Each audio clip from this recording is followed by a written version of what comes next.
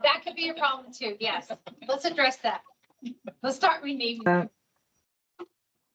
Okay, we're good. And, okay, I'm gonna go ahead and pull up the agenda quickly.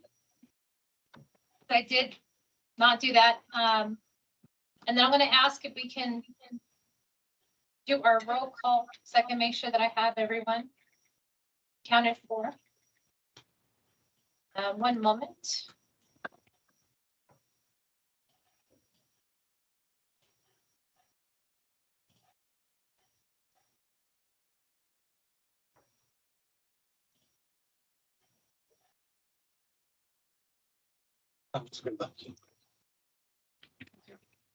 So I can't think anymore.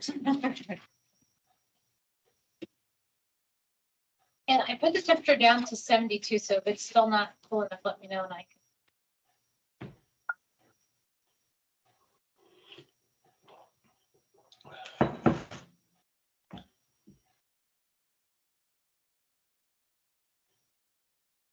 Okay. We'll never get this straight in terms of how to do both, but just move this over.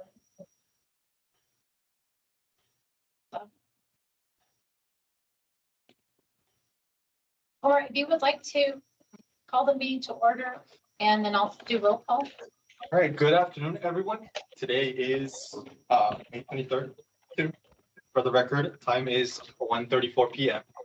Welcome to today's Upper Rio Grande Flood Planning Group meeting. My understanding is we should have quorum. Yes, if I can just, I'll go over the the list of members, if I can just have them announce themselves as I go over the list. So we do haveMer Martinez present. We have Dr. Shang present. Gilbert Saldana, I believe I saw you. Is this correct? Yes, I'm here. Thank you, Gilbert. Mhm. Okay, I see Jeff Bennett. Let's see, Sal Masood. Sal, hey. I do see Javier Acosta, or Javier, can you announce yourself? Good afternoon, I'm here. Okay, thank you. And then, let's see. We have Dave Paul. Renee Rodriguez, are you present? Okay, Isela Danino is present here at the COG. Levi, I did see you. Are you still present with us? President.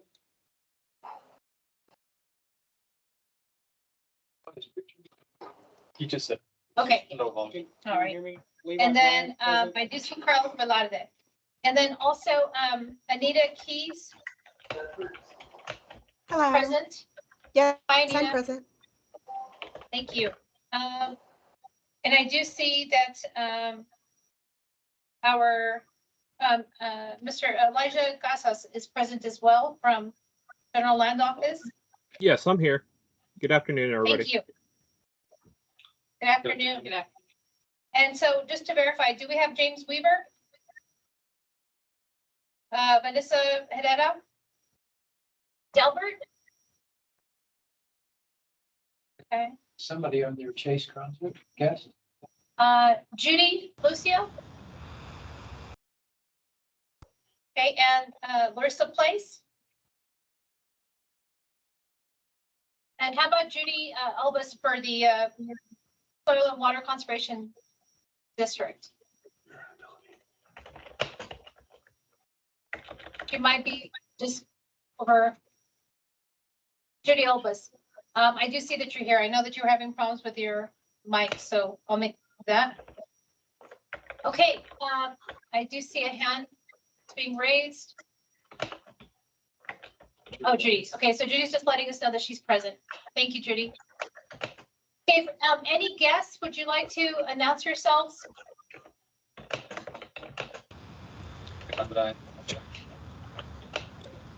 Chase Kronzer, the Okay. American Flood Coalition. I'm sorry, go ahead, say it again. I'm sorry. That was Chase. Chase Kronzer, the American Flood Coalition. Thank you. Hi, Liz Casson, American Flood Coalition. Thank you, Liz. I know Hey, that Annette, Alderman Gonzalez. Carlos, Oh, sorry. Go ahead, Carlos. no, hey, Annette and everyone, Carlos Gainado with the City of Socorro, and I believe Alejandra is also on here. Okay, great. Hello, Thank everybody. you. Hi, Alejandro. Good afternoon, Alderman David Cantu here with the Citizen Elisario. Thank you, Alderman. Is there anyone else? Okay, then we do have a quorum, and let me go ahead and just minimize this just a bit before I turn it over to Omar. Okay. Okay, item number 2, public comments. Anybody from the public want to address this group at this time? Hearing none, we'll move on to item number 3. 3 things to announce. First, I guess I don't want to take Socorro's initiative over, but Socorro did recently receive grant funding from and loan funding from the Flood Infrastructure Fund. The TWDB board recently approved it. Should have been earlier this month or late last month. Can't recall the date. Anyway, Alejandra and Mr. Gallinar, if you're available, if you can speak briefly about your award, what it will focus on and amounts. Yes, thank you, Omar. This is Alejandra with the City of Socorro. So we did receive a total funding commitment of approximately $10 million for the Sparks Arroyo drainage project. This will address the SSA 7 area that was identified in the El Paso County Master Plan. And so we're planning to do the full construction of that drainage system, which includes the Stockyard Basin, channel improvements along the Sparks Arroyo, and then the Onion Field Basin in order to mitigate flooding in that neighborhood. Awesome, thank you. Anything else to add, Mr. Gallina?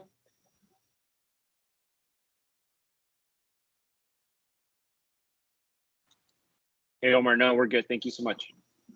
Okay, awesome. So the purpose of bringing this new agenda item where we talk about local projects is because we want to highlight some of the great work that our community members, our region is doing on addressing flood. Even though we're currently working on this flood plan and the strategies outlined and prioritizing this plan will affect any future flood infrastructure fund funding, it's important to highlight that, you know, we're not working in a silo. We're trying to include both ongoing efforts and future planned efforts. And so a second award that was received, I don't know if we have Hudspeth County on the line, but through the office of Congressman Tony Gonzalez, the AECOM team and the Rio Grande COG were able to support Hudspeth County in securing from the earmark process, the appropriations process, $1,250,000 for a flood planning study. And that's going to address some of the major flood concerns in Hudspeth County. Major initiative, probably one of the biggest grants that Hudspeth has ever received. And so the COG, my understanding is we'll continue supporting John and McKenzie, their administrator, in making sure that this project is fulfilled. Obviously, they're going to have to procure, but AECOM already helped out with the application. They went well beyond their duties as our contracted engineers for the flood planning effort and helped Hudspeth County with this application using the flood planning process, the flood planning process. So essentially, the strategy development process was used to make that earmark request. Essentially, it was a copy-paste job in a lot of sense. So we're already implementing the flood mitigation strategies that we're working on. And then I also want to highlight that as a third item is through the COG and perhaps the county, we have been working on a major initiative where members of both the flood and water planning groups are supporting small communities and accessing funding that's available through the state or federal governments, with major funding being made available through the infrastructure bill. We're hoping that, you know, stakeholders that not traditionally applied to funding, we're talking like the city of Van Horn, Vinton, The Higgins Water District, these communities are looking to apply for major grants to address some of their longstanding needs. We're essentially providing that pre-development work, technical assistance. It's that one line that usually stops small communities from being able to submit a competitive application. It's just a little bit of expertise. We're using a lot of their work, but and all of this is volunteer time. But we've been able to make a little bit of an impact. Hudspeth County's earmark award is one example of this initiative. This initiative being successful. And so I encourage you, if anybody's interested in working on any flood or water projects, and you're willing to help out the community, please let it know. We're trying to build a comprehensive team. I mean, it's a lot of work, and there's not enough of us. So if we can share the load, we can keep making this impact with you all this time. And if you have anybody that's not a flood or water planning group member, but they're interested, like maybe some of your engineers, he said, please send them over. We'll find work for them to do. Volunteer, unfortunately, at this point. Omar, can I make a Sure. comment? Jeff has a comment after you. Oh, go ahead, Jeff. Jeff. Does that Hudspeth County earmark require matching funds? No, yes, the budget requires a 10% match, which we are hoping to be able to use state funds for.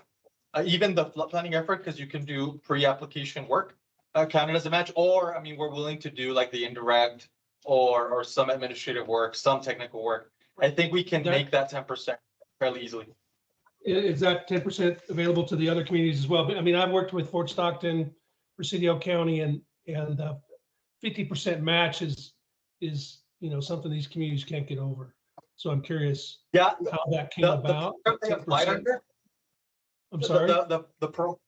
The authority that Hudspeth County applied under was, I believe, I don't know if it was FEMA or if it was Corps of Engineers, but it was, and the program itself allowed a 10% cost share when Hudspeth demographic situation came about. And as you might know, Hudspeth is low income, Hispanic majority, and it has all of those that we're able to get them a 10% cost share requirement. Most of our counties are. I'd like more information on that program, please. Sure thing. I'll send you everything we did, the application, if it's okay with it, so you can have a good sense of the amount of work it takes, and hopefully we can replicate it. Please count on us to help you out. And will AECOM be doing the study? In terms of the study, we're not that far in the process. So once Congress appropriates and then they start the procurement, I would assume that AECOM would perhaps want to submit for that, but they're not that far in the process yet. All right. Thank you. Kareem, just one other comment from my point of view. There was an article in the Texas Tribune about the percentage that the board was trying to achieve for rural communities being 10%, and the fact that it's not anywhere near that, it's like less than 2%. And I think one of the obstacles that I'd like to point out is them not having the ability to do what people like Omar and Gisela might do. I don't know, but and Jeff have done, but there's no funding from the board right now to be able to address that. And I'm wondering if you might take that back to the board and ask them if there might be funding made available, since the objective percentage is so low. It's the result of those communities not having the people available or the expertise available to literally do the work that they need to do to get their applications submitted. So there's a problem. That's a really great point. It needs to be solved. I think if the board really wants to achieve 10% or come close to it, they need some help out there. So it's something I'd like you to take back if you can. All right, I appreciate it. Acknowledge that comment. Just a clarification, are we talking about studies or are we talking about projects or both? Well, I think, Omar, you might help me there. I think it's probably technical expertise to be able to help the communities prepare the paperwork that they need to prepare to submit to the board or for SWIFT funds or whatever it might be for. It's a real challenge for them to do it because they don't have the people that are qualified to do that kind of work out there in numbers or maybe qualifications. So that's the agenda there, the arena that I'm kind of talking about, is some help there.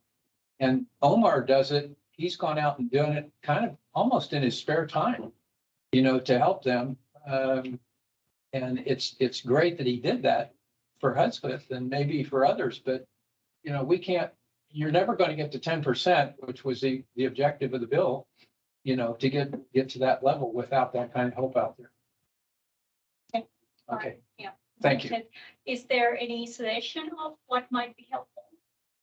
What's the kind of help that Can you you're envisioning? can you be a little more specific? Right before the sunset meeting that the Texas Water Development Board had, I got a chance to reach out with Kathleen Jackson, and I presented to her our far west Texas solution for helping these communities apply.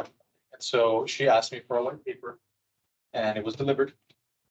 The white paper essentially said that there's existing mechanisms and expertise within the flood, water planning groups, COGS, and COG funded programs like through the Texas Department of Agriculture that can do a lot of this work already. What there isn't is a concentrated pool of money, and we're not asking for millions of dollars. We're asking for a couple thousands of dollars, just enough so that we can mobilize on a short term, a small team that can go to each community and give them that what I call pre-development work. Essentially, everything you have to do to be able to submit a competitive application. It involves a little bit of environmental work. It involves a little bit of preliminary engineering. It involves costing, especially costing. It involves writing up narratives, researching about communities, things that go on that take staff time and sometimes significant staff time. For even if it's a simplified application process like the flood infrastructure fund process or your revolving loan funds or SWIFT, they're technically simplified. Even at that point, they're not simple enough to be accessible to rural communities that lack both the time and the expertise and the competence to apply. Essentially, a lot of these communities are not willing to make investments like hire grant writing firms like GrantWorks, because there's not a clear return on investment and you can't reimburse those costs, those pre-application costs. And so that's why communities sometimes say, hey, we're not ready for it. But you might definitely be ready for it. It's just that you just need a little bit of a push. And so this initiative that we've been working with several stakeholders, mostly through the COG, it's giving these communities a small little push. Essentially, in that white paper, it was through a $24,000 investment, we were able to get, I think, 27 million direct economic impact, and then 45 million indirect economic and induced economic impact, if my numbers were right. So it's a small investment, but you can get major work done. And so I'm obviously happy to share the white paper with you all. If you need some edits, it was a weekend type of work. And then that will attest, I was panicking because essentially I got a call from Kathleen on Friday and then it was due on Monday. So I like to revise it, but I think it brings up a lot of good points that there's this service gap in our communities. We, the people in this room, can help meet some of those gaps. And then once we give these communities a little push, then we hire like AECOM and engineering firms to take the heavy load off these communities, because we're obviously not trying to replace an engineering firm or a grant writing firm. We're trying to supplement. So for example, we're not going to be administering these grants for them. That's what GrantWorks is for. We're not going to be doing all the design. That's what AECOM is for. No, we're just going to give them that little push. And I think we can make a big difference if we get some help with that. And duly noted, I'll Thank you. take it back.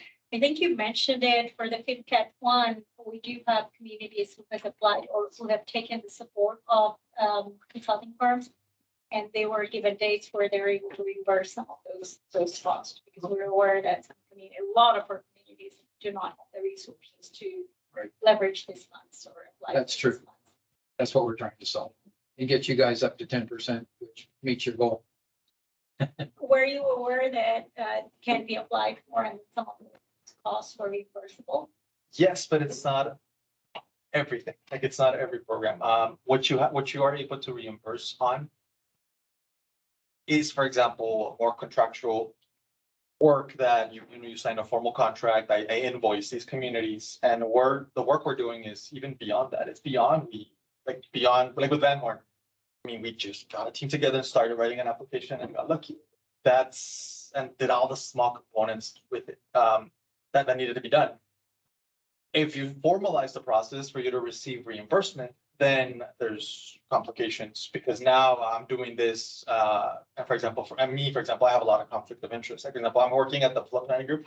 Can I really get any pay reimbursement for that application? Is there a conflict, even if it's perceived, is there a conflict? So if there's not a specific funding mechanism that tells me, yes, you can get reimbursed for your time, Omar, if you do it this way, then I wouldn't even go for it. I'd rather that money goes to the actual project instead of getting reimbursed for that. So again, I'm sure that there's some solutions, but at least I haven't been able to find an ideal solution for it. And Omar, would you mind, through the chair, if we can introduce Frank? I don't think we told everybody who's here, who our special guest is today. Doing. So we have the person leading the entire flood planning initiative in the state of Texas. For a while, the person that I consider the most stressed person because we were trying to deliver a statewide flood plan in less than 3 years. Green Zoom. You can tell them a lot more. I mean, everybody knows you already, but anything you want to share with the group? Thank you, Amar and Annette. So I think I've met all of you on the screen, and it's nice to meet some of the people in 3D here in person. I will mention this. This is my first visit to El Paso, and this is my first regional flood planning group meeting attendance. I have attended public meetings for the flood planning groups, but this is the first one where I'm here in person. Very thankful and humbled by the hospitality that Lauren and Annette has shown me. I'll share something else. So last week I was in Orlando, Florida, presenting at Association of National Floodplain Managers Association. That is our national platform for flood-related work. We literally have people around the nation and some around the globe talking about what's happening with flood risk and what we're trying to do to reduce it. I was very proud to be able to present what we're doing here in Texas. There was a lot of talk about future condition, equity, nature-based solution, and it felt great to be able to say we are trying to do this. We're already trying to do this, and we're 2 years into it. It's a lot of work, and really appreciate you all doing all of the work, and thanks for having me today. It's our pleasure. Thank you for making the flight. Okay, well then I think we can go, if there's nothing else more to say about this topic, we can go to the next agenda item. Omar, if you'd like. Okay, I'll send it over to you. Review and approve the minutes of meeting on April 17th. Yes, on April 21st. 21st, sorry. Those minutes are attached to the agenda through the hyperlink. Are there any questions for me or possible corrections that need to be made before anyone would want to entertain a motion for approval? If not, do not be shy. Motion to approve. All right, thank you, Dave. Second. Second.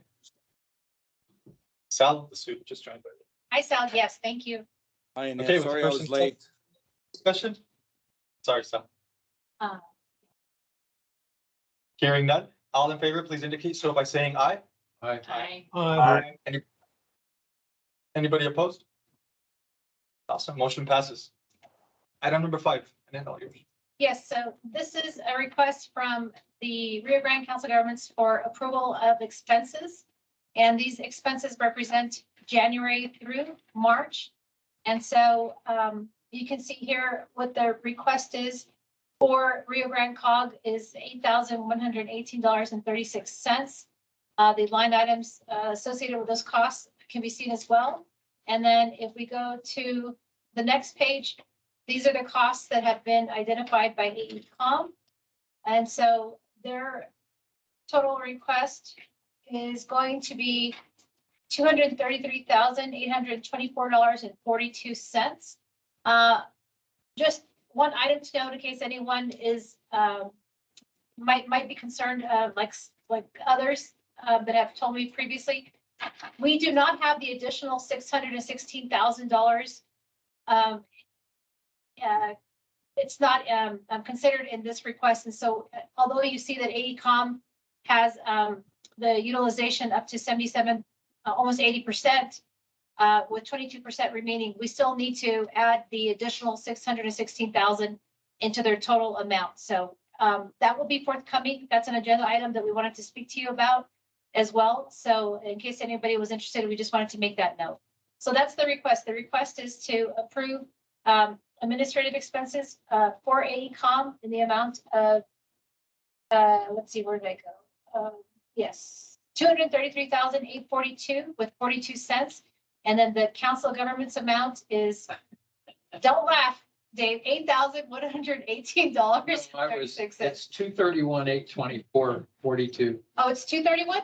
Yeah, Am I on your looking at the wrong paper, it says 231,824.42. Okay, hold on 1 second. I'm so sorry. Which, Right there, It's a total. 231. yes, I'm so sorry. Okay. Yes, obviously I need my glasses and I'm. We're all like to wear squinting. it. Well, don't worry. From back here, it looks like that, but I have some help. So 231, sorry, I'm trying to charge you more. So that's the amount. Excuse me, Annette, the 600,000 that you said is forthcoming would be added to the total agreement number? Yes, sir. Yes. Okay. So are we going to, once we discuss that other item, are we going to discuss where it puts us as far as the training? Or is I that something can- that we discuss here? No, we can talk about the next item, because it hasn't officially been, we're looking at making some reallocation to the amounts per task. And so since that's not approved yet, we'll just leave it as it is right now Okay. with this amount. Let me ask a question about up above. There are several tasks that show fully funded. Are those for AECOM, just a question, are those tasks completed since they mark fully funded? That would be a question for AECOM. Does Chris or Brian or Alejandra, did you want to answer that? I think that's, Brian, would you be able to look at that?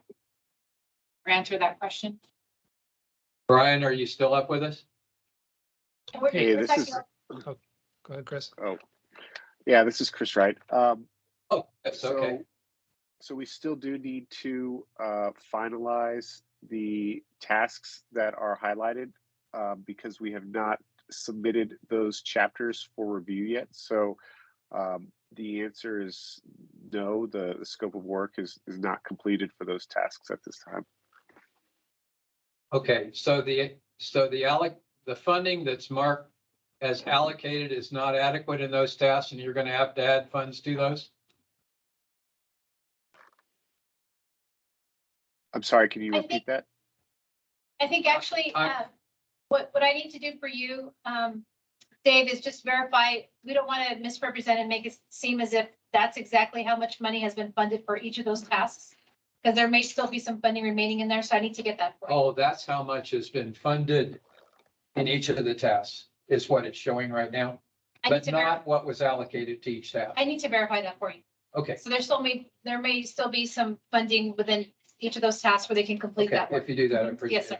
Okay, all right, thanks. Do you need a motion to accept Yes. your 231? My 231 and my 8,180. Somebody else other than me needs to make a motion. I'll make a move to approve. Okay. I second, so pay. Second. Okay. Any further discussion? All in favor, please indicate so by saying aye. Aye. Aye. Aye. Is there anybody opposed? Okay, motion passes. Then we have item number 6, presentation from Richard Higgins. Hi, everyone. This is Richard Bagans from TWDB. I have several updates for you all. My video is freezing, just making sure everyone can still hear me. Yes, you're good. Okay. So since we last met in April, the second set of informal comments went out to all the consultants, chairs, and sponsors for all of the regions. So big picture again, tech memo was the midway point that you all submitted in 2 parts, January 7th and March 7th. And TWDB reviewed the content and we provided what we called informal comments. They're just, we reviewed for any inconsistencies with the guidance and some considerations and suggestions on how to make your plan better when you all submit the draft regional flood plan. So there's no need to respond to these informal comments, but they are there to support and just, again, make your plan better. We held a technical consultants conference call yesterday, where we had consultants from all the regions kind of discuss any lingering questions from those informal comments. And they ended up deciding that it would be helpful for, we usually hold that quarterly. We'll be holding another one most likely in late June in about a month, just for any last questions before all the groups submit their draft plan. We have the chairs conference call coming up tomorrow, where our chairs from all the regions or the representatives will be discussing kind of what's going on throughout all the regions. And that's always held or has been held on a quarterly basis. Some other administrative things happening are we executed the contract amendment with Rio Grande COG for that additional $600,000 and so for the additional tasks. We're working with Rio Grande COG and AECOM to execute a correct subcontract amendment. And depending on your guys' decision on a later agenda item, we'll continue to work with Annette on doing a budget memo and whatever's needed on the back end to make sure that all the boxes are checked. Some heads up on what's coming down the road is something to consider is when you guys are planning your planning groups meetings over the summer and into the fall, is to remember you all need to have a public comment meeting where you accept public comment on your draft plan. And that specific meeting has very specific public notice requirements. It has 30 days before and 30 days after where it needs to be posted and in, I believe, 3 physical locations to be able to receive public comment. So you all are allowed to vote to submit the draft plan, which needs to happen before August 1st and submitted by the consultants before August 1st.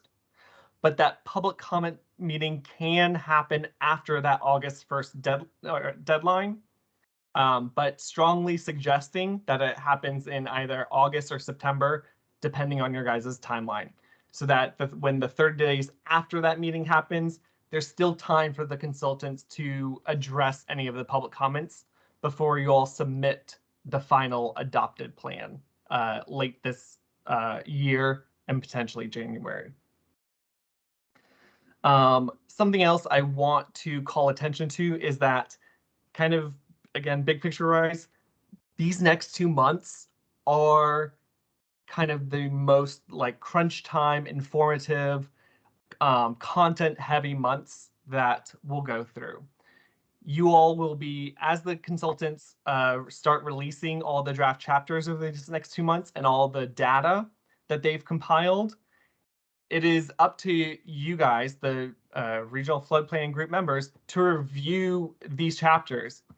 And remember that each one of you represents an interest category, and you represent that interest category throughout the entire region, not just for instance, your employer that you work for. You represent all agriculture throughout the region. You represent all municipalities throughout the region. And so when you're reviewing all this content over the next 2 months, I highly encourage and emphasize you to look at it through a lens from your interest category perspective as well. So just bracing you and kind of asking that when you guys review this, this is kind of the crunch time, and any major comments will be asked for in these next 2 months. After you guys submit your draft plan, it's somewhat more of a coasting, getting easier through the fall and into next year. But just bracing yourselves for the next 2 months as content starts rolling out. That's all the updates I have at this moment. Does anybody have any questions for me at this time? Richard, and maybe for Reem as well. So in the water planning process, the second we publish plan, we start the next plan. Are we expecting a similar process with the flood effort? I'll answer that. Administratively, yes, we'll be working on creating the new contracts with sponsors and consultants soon after. But we realize that we already are doing the amended regional flood plan already 6 months later after the adopted plans.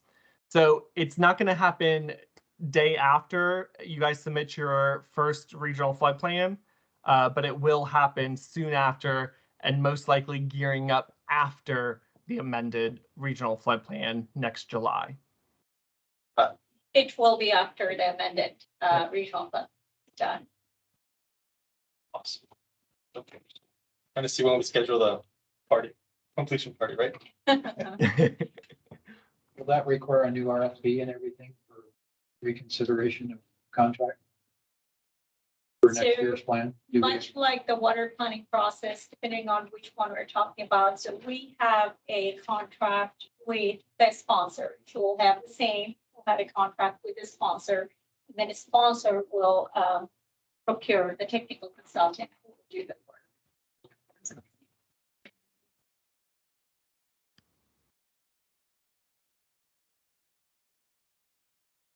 Any other questions right now? All right, thank you all so much.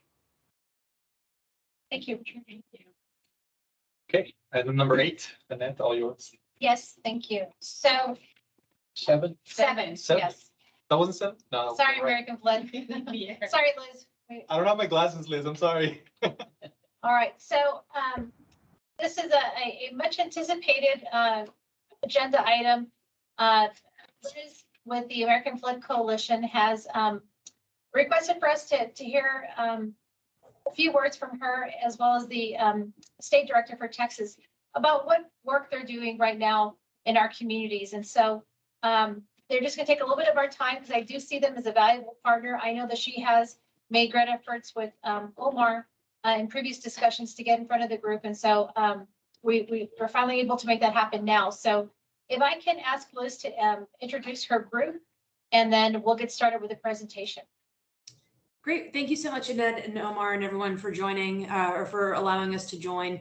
We really appreciate the opportunity. I will just briefly introduce myself and then pass it over to Chase Kronzer, who, as Annette mentioned, is our new Texas director who joined the coalition about 2 months ago. And I am a senior associate with the American Flood Coalition and have been working in Texas and starting to grow the coalition for the last 2 years or so. And to give you a little bit more background about who AFC is and some of the work that we've done in Texas, Chase, I will pass it over to you to kick things off. Yeah, thanks, Liz. Can y'all hear me okay?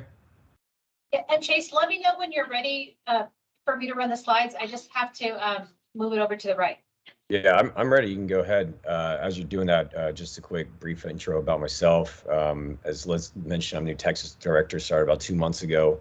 I'm based about as far away from y'all as possible while still be calling regional. I'm based out of Houston. I joined about 2 months ago the American Flood Coalition. Prior to that, I was with an organization called the Greater Houston Partnership, of course, in Houston, led their policy development. I worked very closely on the development of SB 7, the Flood Infrastructure Fund, and SB 8, the Development State Flood Plan infrastructure. So I'm really excited to be a part of this coalition now going forward. If you go to the next slide, Annette, please. So as Anybody else? yeah, there you go. As Liz Sorry. mentioned, oh, too far.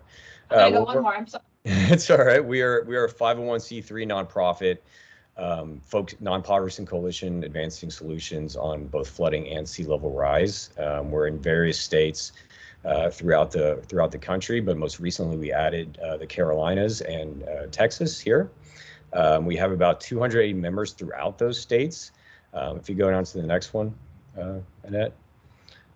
Those include federal champions, their elected officials and local jurisdictions, universities, nonprofits, business entities, As you can see here in Texas, Liz has done great work to get us going. In the short time we've been in Texas, those groups are primarily on the coastal and central Texas area, but of course we're looking to represent all of Texas, not just those regions, which is why we're so excited to be talking with y'all today. Next one, Annette, please. And of course, our just broader mission is to seek policies and solutions that protect communities that are susceptible to constant flooding and sea level rise. And of course, it's not just things like coastal flooding. We're also looking at riverine flash flooding as well. And we recognize that these are national issues that require national solutions, but we're doing a lot of work at the state level, recognizing that those national policies aren't too effective if we can't get things done at a state and local level. So for Texas, we're looking at across the state, again, not just coastal flooding, not just flooding in the hill country, but what we're seeing out in West Texas, the Panhandle, North Texas as well. And really trying to shift the mindset in Austin so that our solutions are not based on a reactionary sense, but more proactive and immediate in nature. Next slide, please, Annette. And so we do that by looking at 4 pillars within our solutions. One is economic, when we're looking at not just how great investments in flood infrastructure are to the economy, but how do they protect properties that are currently in existence, and also the communities that are vulnerable to flooding, keeping them safe as well. And then when we're looking at rebuilding policies, we're not just building things back to how they were, but really looking at building things more resilient going forward, that are protected from future flooding events. And then we're also looking at military installations. This is especially important in our coastal areas, but as you all know well, in El Paso area, we have military installations throughout the country who aren't just susceptible to coastal flooding, but flash flooding as well. I know Fort Bliss just had some recent examples of that affecting them. So that's a key pillar of ours as well. If you could scroll down, next one, please. So what we offer to our members and to the broader public alike, we have best-in-class educational guides that are that look to educate individuals, congressional members, legislative members on the flooding needs of the region and what our members are seeing throughout the area. We offer effective communication tools. So when we're looking about how to talk about flooding to legislators, how to talk to people in the general public about the need to address flooding solutions, we offer those as well. We also offer a network of elected leaders, government officials, staff members, nonprofit agencies across the country, either here in DC, state to state, or regional. And we're looking at local jurisdictions and how we can connect those on similar flooding issues. We also look to invest in pilots throughout the country. We've done so in various places in Iowa, in Texas, and Florida, where we're looking to connect local entities to effective solutions and the data that can really help them make those informed decisions on flooding solutions. And then, of course, provide a platform for advocacy, whether that's in Austin, locally, or at the federal level as well. So next slide, please. As I mentioned, we offer a lot of educational resources. A lot of those are the tools we offer. So one of the great ones we have is called the Flood Funding Finder, where we look at all the available funding through the federal level, through the various agencies, and offer a really easily navigable tool for local jurisdictions to find out the best ways to fund their projects, their studies. And it's a really cool tool that you can filter by matching requirements, by agency, administrative requirements, things like that. At the top of the meeting, there was a discussion on local entities and matching requirements. This tool, I think, could really help out in situations like that to make sure y'all are applying for the applicable funds through the right agencies. Next one, Annette, please. We also offer various resources like our Adaptation for All guide, where we're looking at how to help communities approach various flooding solutions through case studies that we've done, working through the Embassy, the Kingdom of the Netherlands, engineering groups like Arcadis, looking at communities, especially smaller communities, populations less than 50,000, are most of the case studies we've seen here. It's a way to look at what we've been working on across the country and apply that to the local level as well. Next slide, please. Annette, if you will. Here. There you That's go. right. Yep, perfect. And then we also offer regular updates to our members about happenings in Congress. Most importantly, or most recently, the Infrastructure Investment and Jobs Act, which appropriated more than $550 billion in new federal spending. So we offer, if you go to the next one, Annette, offer presentations on how this breaks down, how it goes through the programs, how it's going to be available to states and localities. For example, highlighted here, we have existing programs that are going to be seen through formula funds and then new funding programs as well. Next slide, Annette, please.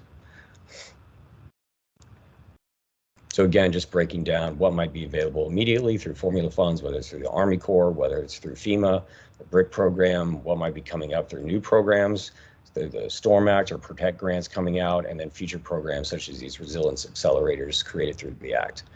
And then if we go to the next slide, we offer resources like checklists that, you know, some of y'all who are in this day in, day out might think of these things as just kind of natural occurrences of your daily job functions, but other entities who maybe lack the resources or even don't know where to begin on applying for these funds, just basic information on what they need to be thinking about when evaluating what they need and how to apply for these funds. So that's real brief. If you go to the last slide, it's just our contact information. That's what we offer, but you know, most importantly, what we want to do is learn from our members, learn from what's happening in the areas we looking to represent. You know, one of my goals as a Texas director is to advocate in Austin for sound flood mitigation and resilience policies. And it's difficult to do that if I can't have an understanding of what's going on throughout the state. I have a pretty good idea of what's happening in Houston, but being able to learn from y'all here in El Paso is really key. So we're looking to learn from y'all and participate in what y'all are doing. And hoping to be a resource where we can, and be here for Region 14 as best we can. So that's real brief. I tried to go through quickly, and I'm available for any questions that y'all have. Thanks, Chase. Any questions? I think that one thing that probably, maybe not the group itself, but several members may be interested in hearing some presentations from them in terms of the funding that's available right now and where to start. And so, and Liz, did you all didn't really touch on in terms of how you would become a member of the coalition? Yeah, I'm happy to just briefly touch on that. And Chase, thanks so much for giving a really great overview of the American Flood Coalition and some of the resources that we put out. So joining our coalition is free and it's not legally binding. And you saw in the slides that Chase presented, our coalition really makes up elected officials at the local, county, and state level, municipalities, business groups, civic organizations, academic institution, military leaders, you know, a really diverse set of stakeholders who are, you know, care about and are passionate about driving solutions to address the growing threat of stronger storms and more frequent flooding events. So like I said, membership with our coalition is free and not legally binding. And if folks are interested in joining, it's a pretty simple outreach to Chase or myself, and we can give you a little bit more information about what that looks like. And again, Chase touched on a lot of the really great benefits to being a member or a partner with our coalition. And I think, you know, as a, you know, ultimately we'd love to continue the conversations with all you on the line and learn about what the region's flood challenges are and how AFC can best support a lot of the great work that you all are doing. Chase, feel free to jump in if I've missed something there, but we try to keep the membership process relatively easy. And then we're happy to answer any questions or work with folks that are interested in joining or participating in any future events or gatherings with the Flood Coalition. So I have a question. How does the relationship work? So if we join and we seek out your assistance for whatever, I mean, what's the process, or how does everything work? Yeah, that's a good question. So to join, it's pretty simple. It's depending on if you are an elected individual or if you're the regional planning group or a trade group or whatever it is, you'll have your own process which you join. But on our end, it's open to accepting the membership and joining our coalition. And what we'll do is advocate on y'all's behalf across the state for policies that are effective flood mitigation policies. And then as myself and Liz, we offer ourselves as resources to our members to really figure out, one, what are those effective solutions that are being talked about and discussed across the state. Offer ourselves as a non-governmental advocate. A lot of times, as I'm sure you're all aware, when we're making the case in Austin for sound policies, an outside voice is really effective in moving those policies. And then we also offer collaborative spaces to bring entities together, especially from across the state, to workshop out ideas and talk about how resources might be available to y'all. So it's really a lot that we're trying to offer to y'all, and hopefully that we can bring together voices together from across the state. That answer your question? Yeah. I have another question. You said members can be flood planning groups. Is that correct? Is that now possible? Flood planning groups? I was thinking more of the entities that are within the flood planning groups. If it's planning, yeah. If it's the flood planning group itself, because y'all are kind of a subset of water development board, that presents an interesting case. I guess Liz and I would have to talk about that, but traditionally it's more the entities that are participating within the flood planning group. I mean, just throw it out there, Chase. If you're looking to advocate for Texas, I mean, flood planning groups are also in that realm. And I would encourage that you would allow, maybe there's other states that don't have a similar mechanism, but Texas is Texas and we do things our way. So it might be a good idea for you. I wouldn't see why any flood planning group wouldn't join you. And to me, it speaks volumes when every flood planning group is part of your coalition. Yeah, and that's a good point. And I've already been talking with a couple of Region 6, Region 4, for example. All I'm saying is just it's a model, to your point, maybe we haven't considered yet, but we're open to discussing that. And I don't see it being completely outside the realm. So let's talk about that. Thank you. Yeah. Okay, well then I think, so it sounds like probably there's going to be some follow-up information that we can work with both you, Chase and Liz, and thank you so much for your time. We appreciate it. And I think that it's very timely you making this presentation with everything that's going on at the state level as well as federal. Thank you. All right. Thank you so much for having us. I appreciate it. Thank you both so much. Great. So now we're at 8. Okay, now we're at 8. Yes. Oh, here's a net. Yes. So on number 8, this is a request from AECOM.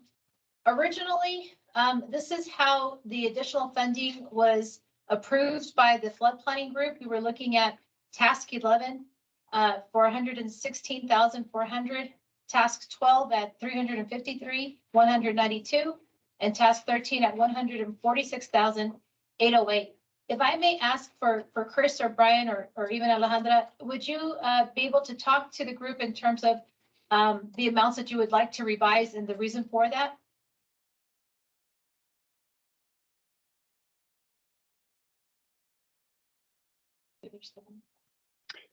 Hey, yeah, this is Okay. Chris Wright. Can you all hear me okay? Yes, sir. Right. Yes, so the amounts there shown are what we have currently designated for tasks 11, 12, and 13. Task 12 is for evaluations that are going to be in the draft plan due August 1st as FMEs, and so that you can perform those evaluations and get them to the point where they are considered FMPs. So basically to do alternative assessment and make sure that there are no adverse impacts. And there's about 353,000 for that. We are proposing to take half of that amount, which is the 176,596, and apply that towards task 11, the outreach and data collection to support tasks 1 through 9. And that is due, and that is also can be applied during this round of funding. So the reason why we're suggesting this is because we have been coordinating closely with EP Water and EP County to get some of their projects to the point where they can be considered FMPs. We've been doing a lot of that evaluation process up front.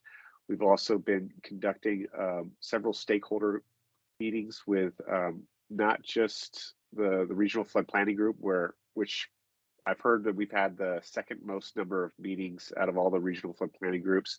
But we're also, meeting with the irrigation districts and the different entities throughout the region to really try to get as much of the existing projects in the plan that's due August 1st as best as we can. Obviously, there are some limitations related to, you have to have models, you have to be able to show no impacts, and we just feel like we're doing a lot of coordination up front to try to get the best available information for each of those projects and perform a lot of that evaluation to get it in this initial draft. So that's one of the primary reasons we're requesting it. I don't think I have anything else to add to that, but we're not suggesting any changes to the task 13 or what's shown for any of the other funded amounts. But yeah, we're just proposing to move that 146 to task 11, which would make task 11 increase to, sorry. 292,996. Yeah, there it is. Thank you. And the revised task 12 would be 146,808. Hey, Chris, Dave Hall. Is Yes. there any, as a result of reducing 12 by 50%, is there any adverse effect on the agreed upon list of tasks or evaluations that you guys would accomplish? Is there any adverse impact on that? Does that list have to change at all, or can you still do all those? Yeah, so the list that is of FMEs that are to be performed after the August 1st, which is what that task 12 is designated for, that list has not been defined at this time. So we haven't gone through and selected which FMEs we're going to do yet. That'll be made with the regional flood planning group. So that decision hasn't been made yet. This is to support some of the projects that we've already told the regional flood planning group that we would evaluate, and those are being updated constantly because we are gathering that information, finding out if we can show no impacts and if it can be implemented as we're planning to do. And so that's part of what we're going to talk about later in this meeting, is where some of those projects are, which projects might be new projects that have showed up. We've just had some discussions with City of Socorro, and which projects maybe we're no longer evaluating because they have been offered committed funding from a grant program. So that list of FMPs that we discussed is changing, but that's what we're trying to talk with you all about today, is how that's changing. Overall, I think the total number of projects is stayed about the same or gone up. Okay, thanks. So this, I guess right here, you're asking us to reallocate some of the funds, and in the future, if we need additional funds for task 12 to complete the recommendation of FMPs, then you would submit an addendum for that? Sorry, an amendment for it? Yeah, I think that the TWDB had commented at a previous general RFPG meeting that they were expecting consultants to get through maybe 2 or 3 FMEs during that task 12. And, depending on the FME, the FMEs that are selected, we still feel like we can get through at least 2 or 3 during that phase, if not more. So we don't anticipate requesting additional funding for that because we think that we can still meet those expectations that were designated for that task 12. Is this the allocation of the 600? Yes, That's what this is Yes. the additional 600? yes. Okay. So the ask or the motion that if anybody would want to make would be to allow AECOM to revise the dollar amounts associated to task 11 and 12, where task 11 would be 292,996 and task 12 would then be 176,596. And Chris, you said later on in this meeting, you're going to talk more about evaluations? Yes. FMEs and FMPs. Okay. I'll make a motion to accept. So to be specific on the motion, technically, it's going to be to authorize Rio Grande COG to amend the budget with TWDB to reflect these numbers, and subsequently that would reflect in the subcontract. But you're authorizing Rio Grande COG to change these numbers with TWDB. Thank you, Richard. Yes. Okay, so move. Second. Okay, second, hello, is the one you recognize? Okay, sorry, Dr. Shane. Any further discussion? I do want to say that AECOM already has a lot of FMEs identified, and so more than we can handle.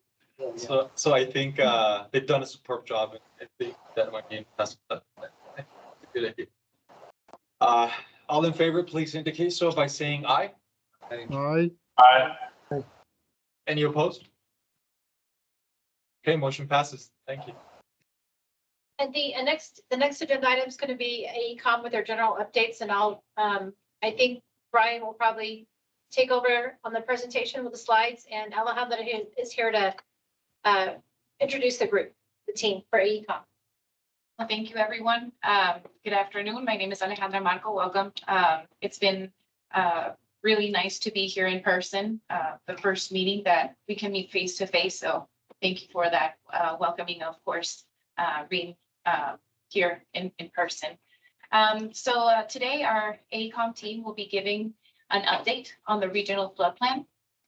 And I just want to introduce the team members that are joining us virtually. So we've got, in order of appearance, Chris Wright. We have Brian Blaisdell, Jeff Urban, and Gilbert Anduco. And so we have the PowerPoint presentation up. And all right, so these are some of the discussion items that we will be going through. Let me try to make that bigger, please. Thank you. Hold on, guys, we're trying to make it bigger. We can't see it. So, so we're just going to give some general RFP updates as agenda item number 8, I believe. If I can read that right. And through task 8, we're going to be going through the administrative, regulatory, and legislative recommendations. We're also going to talk about the potential changes to FMEs and FMSs and some FMPs. Through task 5, we're going to be talking about recommendations of these FMEs, FMSs, and FMPs. And lastly, we're going to wrap it up with some management goals from the flood mitigation and flood plain management from task 3. So I will hand it over to Brian.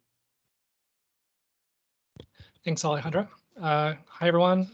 I'm going to just talk through a few of the dates that are coming up to our target date of the draft RP submittal to TWDB by August 1st.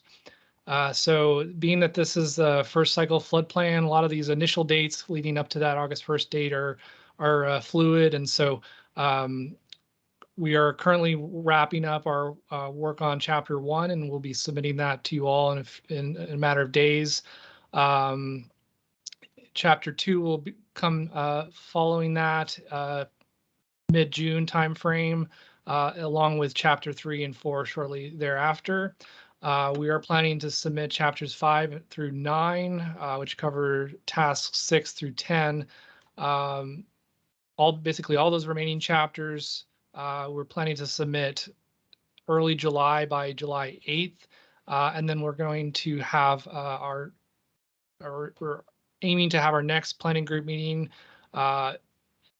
later in July, just before that draft is due to the development board, so that we can get everyone's vote to approve the submittal of that, of all those materials. So also in the middle, in a couple weeks, actually, we're planning to have a wrap-up public meeting in El Paso covering the FMEs, FMSs, and FMPs that have been identified throughout the region. And as I mentioned, the August 1st deadline will be fast approaching. And as Richard mentioned, there's a lot of material that's going to be coming to you all. And then we're going to have our anticipating having our public hearing to get public feedback on that draft document and sometime in September, possibly August. And then we'll have the 30 days before and after that for public feedback as well. So I guess next slide. As far as next RPG meetings, the only meeting we really need to start thinking about at this point is our next one in July. In that meeting, we'll be voting to approve any remaining project FMEs, FMSs, or FMPs that we're not able to address during today's discussion. And then, as I mentioned, we'll also approve submittal of the RFP. Next slide. And then here's some details on our wrap-up meeting in El Paso for June 8th from 5 to 8 p.m. I'll mention that it's at the EPISD Administration Building, centrally located downtown, and right down the street from St. Patrick's Catholic Church. So since we're doing it in the evening, we hope there will be plenty of parking at that time in that area. And there's a link below to share the event with others in your community. And if there are no questions, that's all I had for the general updates. Brian, can you ask Gilbert or yourself, can you send a calendar invite to all members for that date? Oh, yes, as soon as possible. Okay. I really appreciate it. Thank you. If it's not on my calendar, it's not happening. This is for June-ish. June. Oh, And if it's possible, the earlier we public can meeting. secure dates, if you'll send even temporary calendar invites or tentative invites, those are really helpful for some of us that have a lot of commitments, please. Sure, yeah. Hi, that's Topeng. I have a quick question for the public meetings. You scheduled one meeting for El Paso. How about the other areas, especially rural area? How you're going to get public comments back, either in mail, email, or another meeting? Yeah, so as Richard mentioned earlier in the meeting, one of the requirements for soliciting public feedback for the draft plan is to have the document available in at least 3 locations across the region. We'll be coordinating with the Rio Grande COG to identify those locations, likely to be in Presidio and Pecos. Those have been sort of hot spots for us to where we've congregated in the past. So we'll be coordinating with the community members there to get those materials, make those materials available physically. We'll also likely have online feedback options. And in terms of public meetings, we've hosted public meetings in Pecos and Presidio previously. This meeting is intended to just sort of wrap everything up and get feedback on any of the solutions that we're anticipating will be recommended at this stage. And then I don't know if Annette, if you want to add to that, any of that with some of the work coordinations that you've been doing with the other council of governments or other communities. Yes, we still need to schedule a meeting with Sonora. We know that that's an area of major concern. So we're looking at doing that. And then also with Alpine. And so those are one-on-one vignettes, so to speak, that we're having, and we're seeing a lot of success with that. So we want to reach out to those communities as well. I know that this is probably not the place to say it, but we can talk about it at a later agenda item if necessary. But one of the items that has come up is communities know that they need these possible evaluations, project studies, but they may not be in the position to be the sponsors for that. And so perhaps there's some opportunity where the Council of Governments can serve as a sponsor for some of these communities. And so we're looking at that as being a possible a possibility. So that way we can make sure that we're not excluding anyone in terms of being in the projects for this first cycle. Great, thank you. Do we have any elected officials invited to these, like Congresswoman Escobar and? Because they've been getting a lot of involvement in investing in projects. I'll make sure that we do the invites with Other staff. with their staff as well. I know Congressman Gonzalez's staff would be interested in attending that as well as Congresswoman Escobar's. And Brian, it's Dave again. If we have any issues with the results that you provide in May, June, and July with chapters 1 through 9, is there enough time between the July 19 to 21 meeting that you've got planned and the August 1st submission to get those resolved? It will depend on the comments. Of course, there will be plenty of opportunities even after August 1st to address comments, to make revisions. Our understanding is that the document will be mostly completed in draft form, before it's submitted to the development board.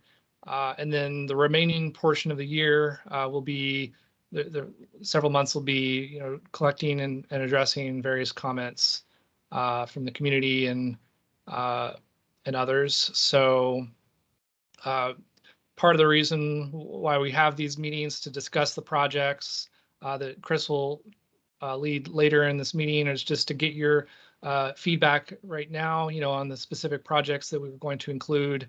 That's all leading up to the development of the draft chapters. So we are collecting your feedback now, and then, if there are any other comments later on, we'll address what we can within the time frame, and then submit the draft, and then continue to just address until they're finalized later. Omar, is there a mechanism for us to group review these drafts as they come in? I mean, how do we plan on doing that? Obviously we'll have a quorum there, so if we do it as a group, so I don't know how, if it goes out to each one of us and each one of us has different thoughts, how do we integrate all that stuff and get it consolidated so we can provide a consolidated feedback on each one of these chapters? If I remember correctly, in the water planning group, the way we do it is we all review internally, and then in the executive committee meetings, that's when we hash it out for hours. Okay, so then we'll have executive, maybe a couple meetings, not just one, to maybe we have one in early after the June 10th to do 2 chapters, and so I guess we need to schedule some XComs. Yeah, I would be happy to volunteer my time. I think the only concern with that would be that this is a very involved group, and everyone is likes to participate. So we wouldn't want to. I don't know. We would want to take that away from, because we can't have a large group. That's been already pointed out to us. We can't have an executive committee that constitutes a quorum. So if that's the case, then I don't know. We may have to have a full-blown floodplain group. There needs to be some mechanism for everybody to discuss whatever issues they have and resolve to a consensus on what the responses should be if we have responses on each chapter. So that's what I'm concerned about. And maybe in one of those meetings, we can allocate a solid chunk of time where we don't get distracted by many presentations. Just that's what we're doing. But by that time, everybody should have done their homework and reviewed and come ready to present their comments.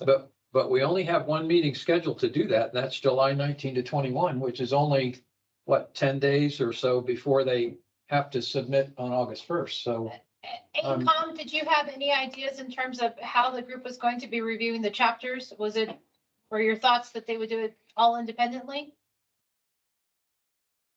Yeah, well, that was my initial thought, was that the comments would come in from individuals and we would incorporate those. But yeah, I guess there is a risk there that, duplicate comments or conflicting comments between different regional floodplain group members.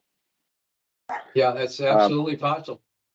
I guess maybe a solution for the text portion could be like a Google Docs where everyone can see each other's comments. Of course, there's also components, figures, maps, PDFs. We might need to come up with a way to deal with that, but just throwing that idea out there for Google Docs, at least the text everyone could be updating it live and see each other's edits. But the thing is that Google Docs may not work for everybody. So I agree. I agree with Dave that we may need to have a meeting where we all discuss, because yeah, we may have different ideas, and it's just gonna make time consuming for I guess executive review committee, and you guys to attend everything within 10 days from the actual public. If I can ask Richard just to remind me, when we added one more person to our executive committee, was that a concern that was raised by you? I'm trying to remember if that was the case. Because I think we had said that we would put Zella on it as well. Correct. For the members at large, yes, that is still kind of a lingering issue, and you can either choose to amend your bylaws for it to reflect to say 3 members at large, or you can go ahead and potentially have an agenda item just to remove or one person and reduce it to 2 members at large. So that probably doesn't help us right now because we would have to have another meeting, and that would be before July. So, okay, so we'll think through some of these items, and I can just send some correspondence email through to the flood planning group, and you all can reply individually, so we're not using that as a poll, and we'll figure out the best step. So we've talked about using the executive committee, but that's an issue in terms of our membership. Then, but AECOM, would that be would you see difficulty in meeting prior to July to go through some of these? I think we ought to split it up, maybe address chapters 1, 2, and 3, and then maybe 1, 2, 3, 4, and then come in 5 through 9. I don't know where the biggest challenges are going to be yet until I start reading chapters. I don't know if that's the best way. Content-wise, is 1 through 4 and 5 through 9 a good split, or is that not a good split content-wise? I would think that maybe 1 through 3 and 4 through 9 might be a little bit better, because 4 and 5 are very similar, or at least tasks 4 and 5.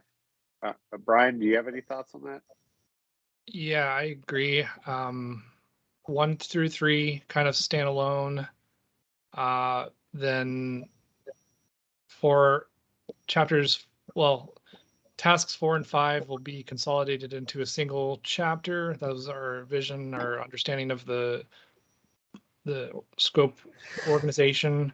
And then the remaining chapters kind of fall from that. So we could even have potentially we could break it up into 3 groups. But if we just went with 2 groups, I think the easiest would be to go chapters 1 through 3 and then 4 through the end. So what I guess that tells us is that sometime around the 3rd week in June, we need to have some kind of a meeting to review and consolidate, get consensus, if you want to say that, on chapters 1, 2, and 3, and then maybe a meeting sometime after July 8th before 19th, so we can, I know I'm plugging in meetings here, but I think it's important that we have a consensus on review each of these chapters. And, you know, if we can't wait until the 19th to bring up issues. Okay. Just some thoughts. I don't know how to fit those in, but, you know, we're getting really tight here and, you know, on time. If I may, I'll coordinate with AECOM on some potential dates and we'll send those out to the group. Based on the dates that are here. Yeah. Yes. And so we can provide input back to them in time that they can make the adjustments before the 19th of July, Okay. before that meeting in July. Okay. So we can have some good consensus and agreements by. Okay. Okay, all right. Sorry, guys, more meetings. I do want to give thanks to Gilbert. He just sent the calendar invite for the June 8th meeting. Thank you. Yeah, I know. That was a quick response. So thank you for another. Sorry. Anna's showing off right now. She's showing her calendar. It's I'm stressing. completely full. Vacation, how I want to see my email. So Annette, if it's okay with you, we'd like to jump ahead really quickly to agenda item 12, and then we'll come back to the other ones in the middle. We wanted to just get this out of the way. I think it'll be a quick discussion. So in our last RPG meeting, a recommendation was brought forth to revise one of our goals. The goal in particular was the one pertaining to increasing the flood protection of unaccredited levees so that they could in fact become accredited. Previously, we had one goal for the entire region. And so the recommendation was made to split that goal up into two. And so we've submitted a revised memo that we can and posted it online for public review. So in this revision, we would be creating a new goal specific for it's very similar with the same objective as before, but encompassing the rest of the region with the 30-year target outside of El Paso County. And then the original goal will be focused on just El Paso County with a short-term 10-year goal. So that's the extent of the revision. Wanted to get an official vote on it if this is the change that the planning group would like to make.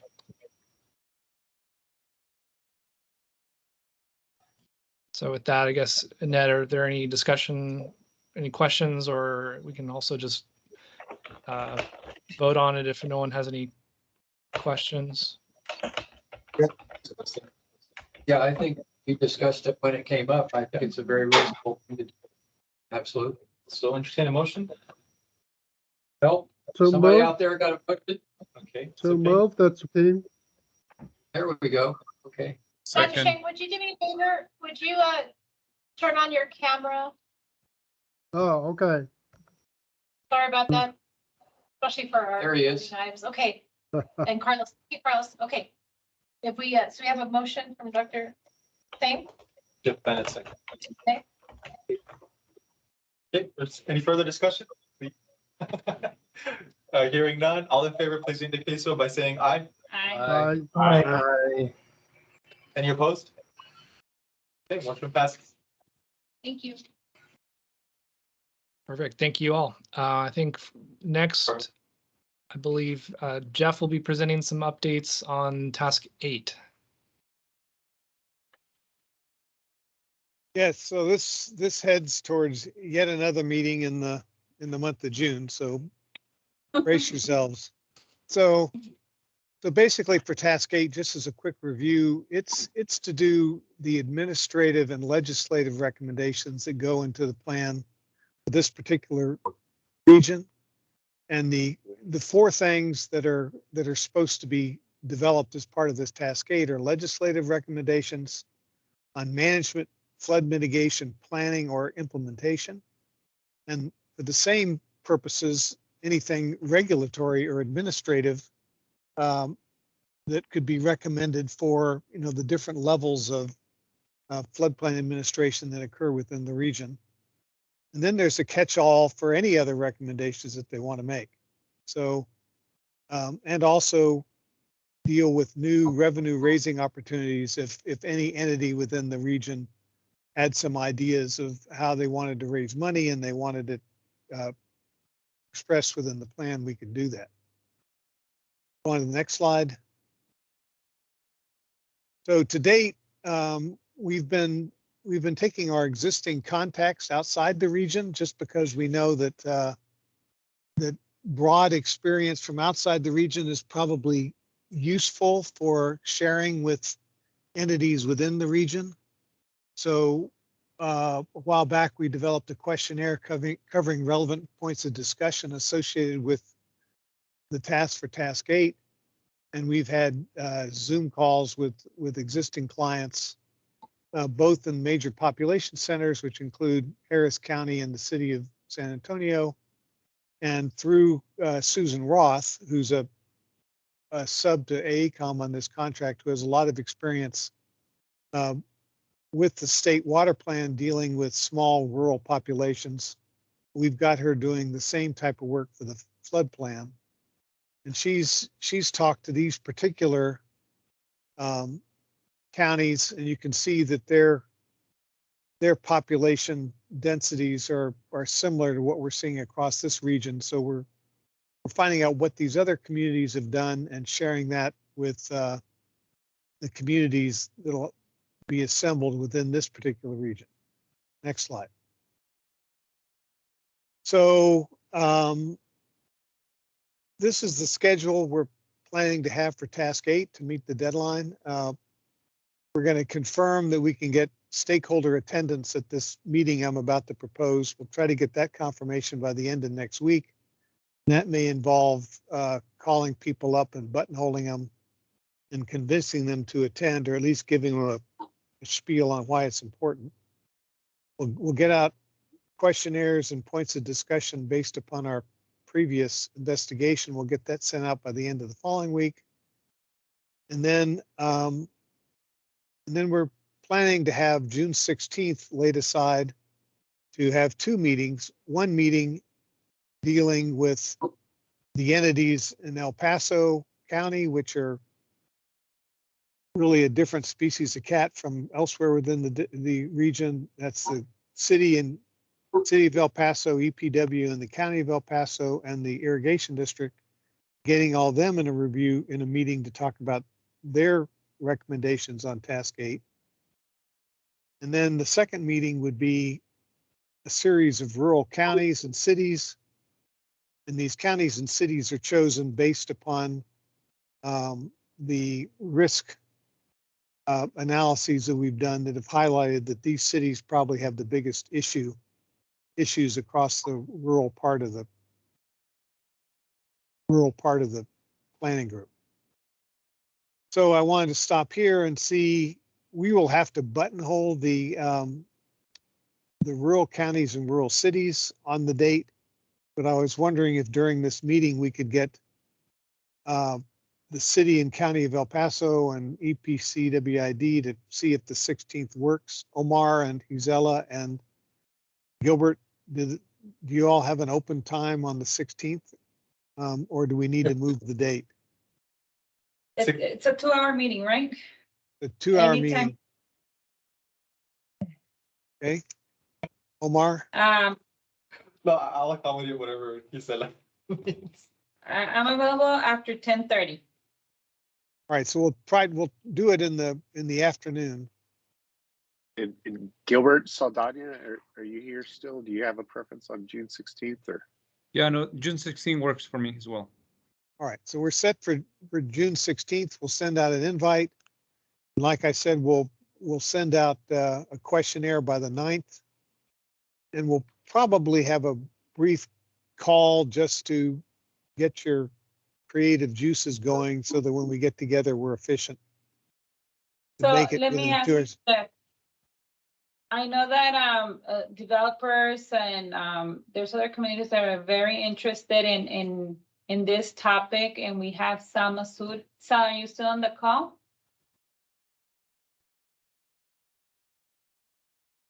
Sal, you're being paged here.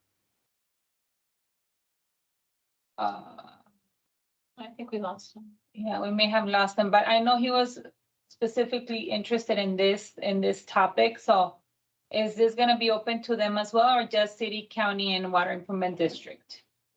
I think they should attend if you want to. I think that's a good idea. I think that we should invite them. He's So definitely, involved. He's involved specifically with in El Paso County. So I think that's a good idea. Yeah, and I can also send the invite to the representative of the developer community. God, I forgot his name. Well, anyways, I'll send him the invite as well so that he can attend on behalf of that group as well. So I'm not sure we want to open it up to everybody, because I mean, Sal's on the regional flood planning group. So I think clearly, does that give us a quorum problem if we have 4 people on the call? I think 4 are okay, but no more than, I think our quorum is 9. Richard, are we concerned with 4? Be something I might like to listen to too, but that if I call in and listen, that means I'm part of quorum, so. What do you think, Richard? Yeah. It's taking a while to answer. I mean, it's complex. Big smile. It depends. That's why I have. Yeah, I don't know if you heard If you There he is. all are having voting members attend and are having them physically or virtually present in the same physical space, it would need, whether it's several members, it would either need to be posted as a full meeting and have a quorum. But even if there are several meetings or several members present, voting members present, you all technically can't discuss RFPG business without a posted meeting. What's the threshold number? I'm sorry. What's the threshold number?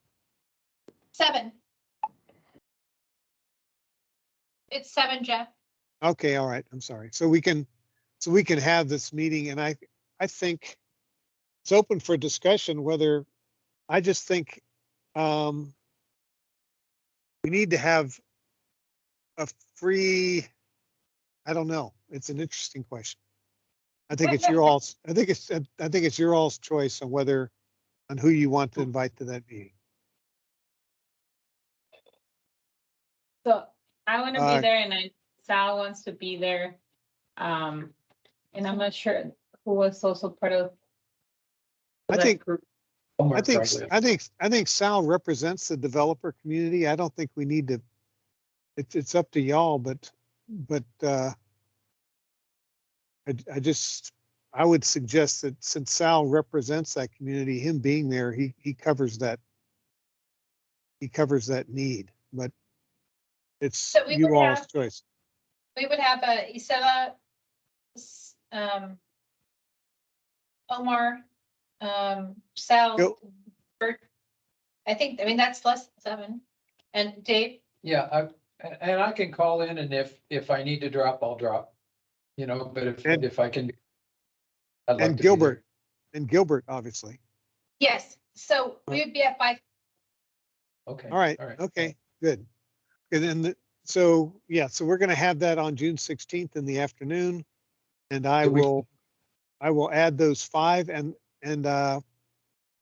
you all, I think, are free to forward the invitation to whoever you want to attend that's not part of the regional flood planning group, right? So you all are kind of still iffy on the public meeting aspect on this. I believe since you guys are voting members of the RFPG, if you guys meet or communicate in any fashion with it as a group, or even a select few members, it would be potentially going against the Open Meetings Act unless it's at a posted RPG. So you would need the 7 members present, I believe. Annette, would you check with your legal representation at Rio Grande COG? Yes, I can do that, but I would think that just off top of my head and dealing with other committees, we can post the committee meeting and we can post it on the website on the Secretary of State. We can provide the login information, but that would meet the requirements of the Open Meetings Act, but the committee's bringing the information forward to the group, so that should not require them to have 7 members present as the planning group. But that's, I can verify that, but that's just my 2 cents, right? Which committee is meeting though? An ad hoc committee. And so then you guys would need to have an action to create a committee specific, if you guys, since you guys have been doing task specific committees, you guys don't currently have a committee set up to proceed. Well, okay, so then Fits your calendar after 17. let me think of this. We've got, so we want to have these. Can we bring, we already had established the committee previously. Recycling committee. Well, we had established, we had talked about this committee as well.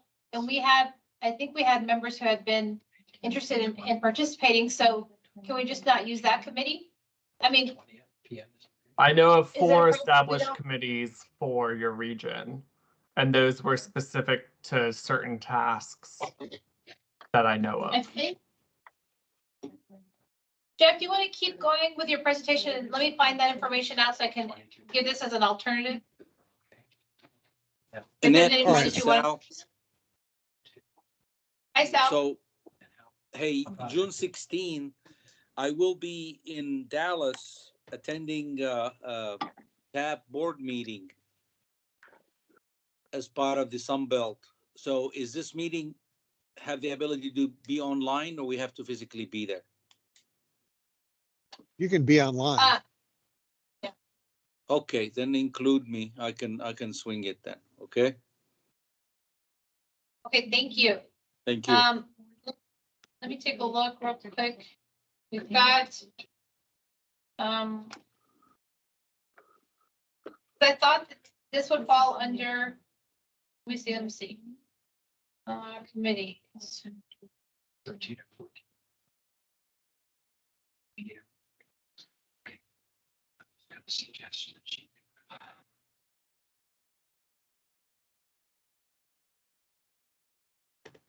Is there anything else you would want to discuss as I'm looking for this information? There's an action to vote.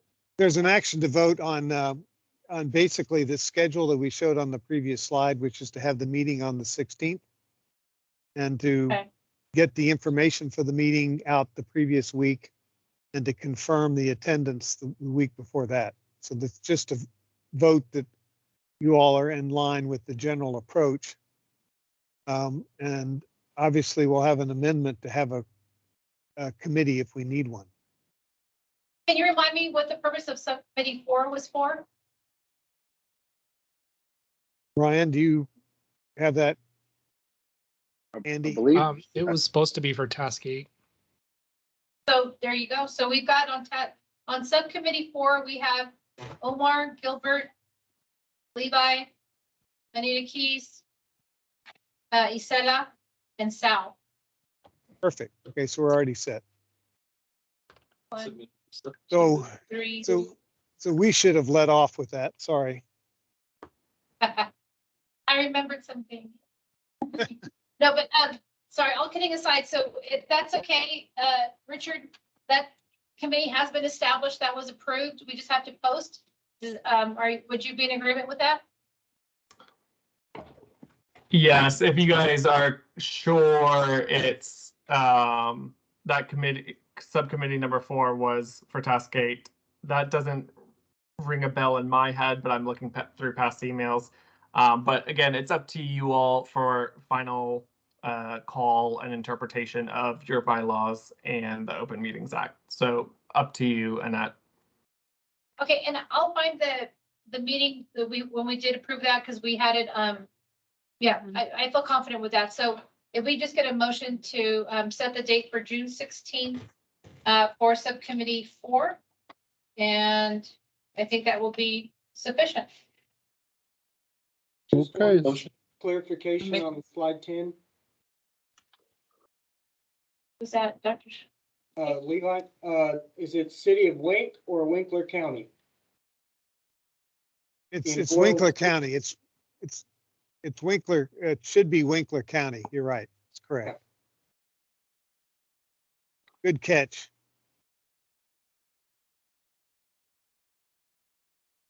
Motion. Next.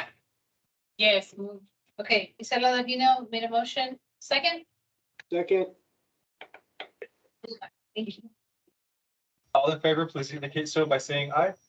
Aye. Aye. Aye. You opposed? Okay, motion passes. Thank you.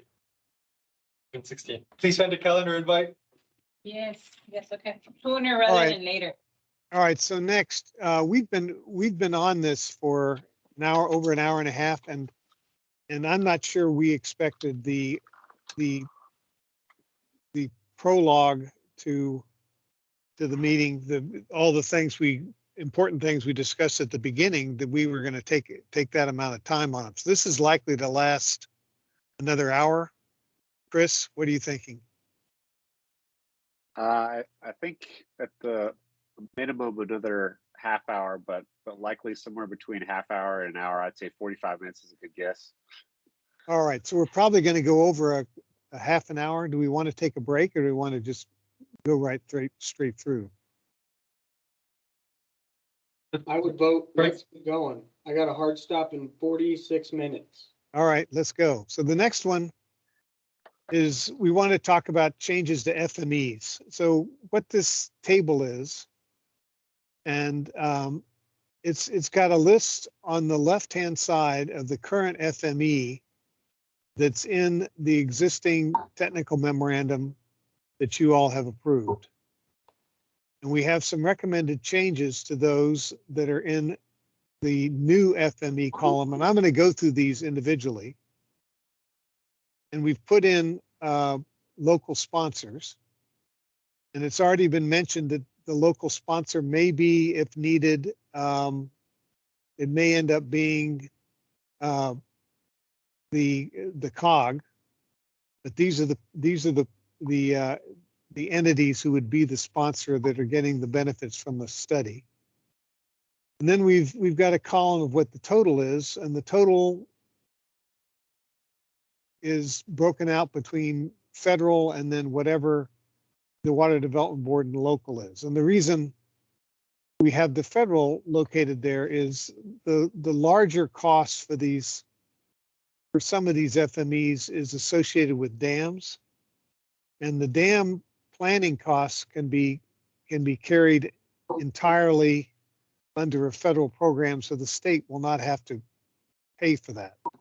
So we've got it in here in the sense that it could be worked like an earmark, as Omar already said, has occurred for Hudspeth County. And then it's got the total that would be shared between the TWDB and local on the right.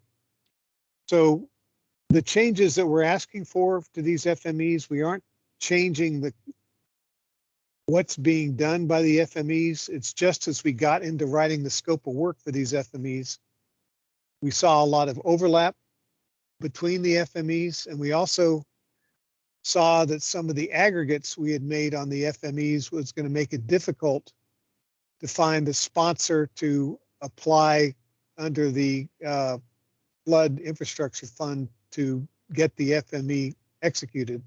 So we've broken out a lot of them so that individual sponsors could submit as needed, depending upon their priorities. So I'm going to go through these fairly rapidly. Please stop me if these if anyone wishes to discuss these changes.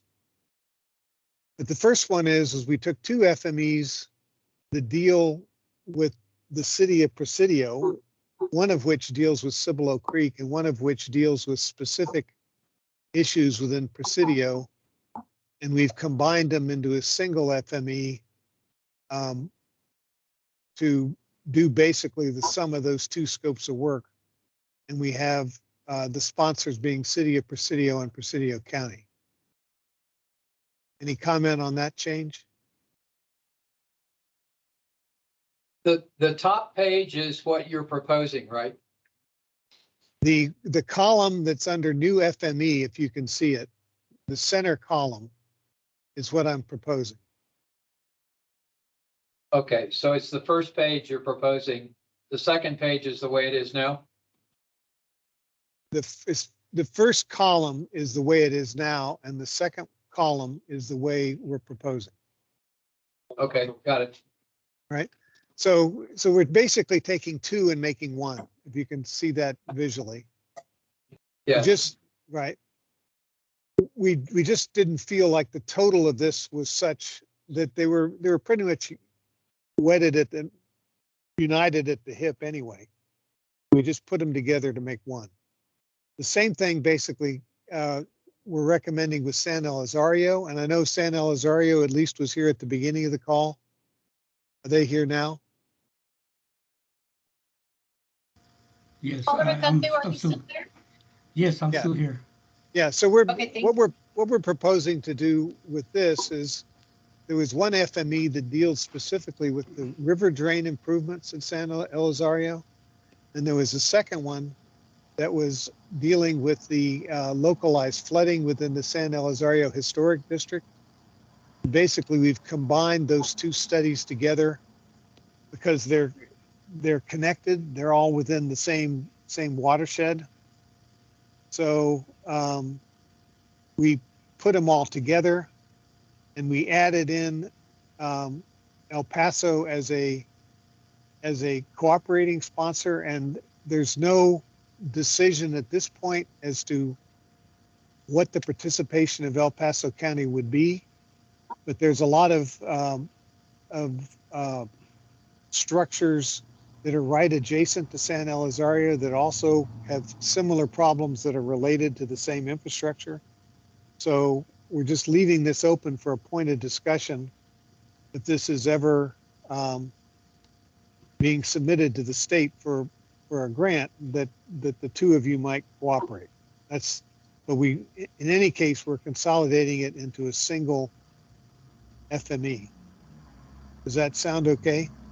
Yes, that sounds okay. And I know that the city of San Elizario and the county have been working together on some of these planning initiatives. All right, so there's no commitment on either side on who does what, but it gets you in the same room when the grant application goes in. All right, okay. The next one is developing early warning systems. We originally titled it as Throughout Region 14, and we had meetings to basically work out what we thought were the higher priority warning systems.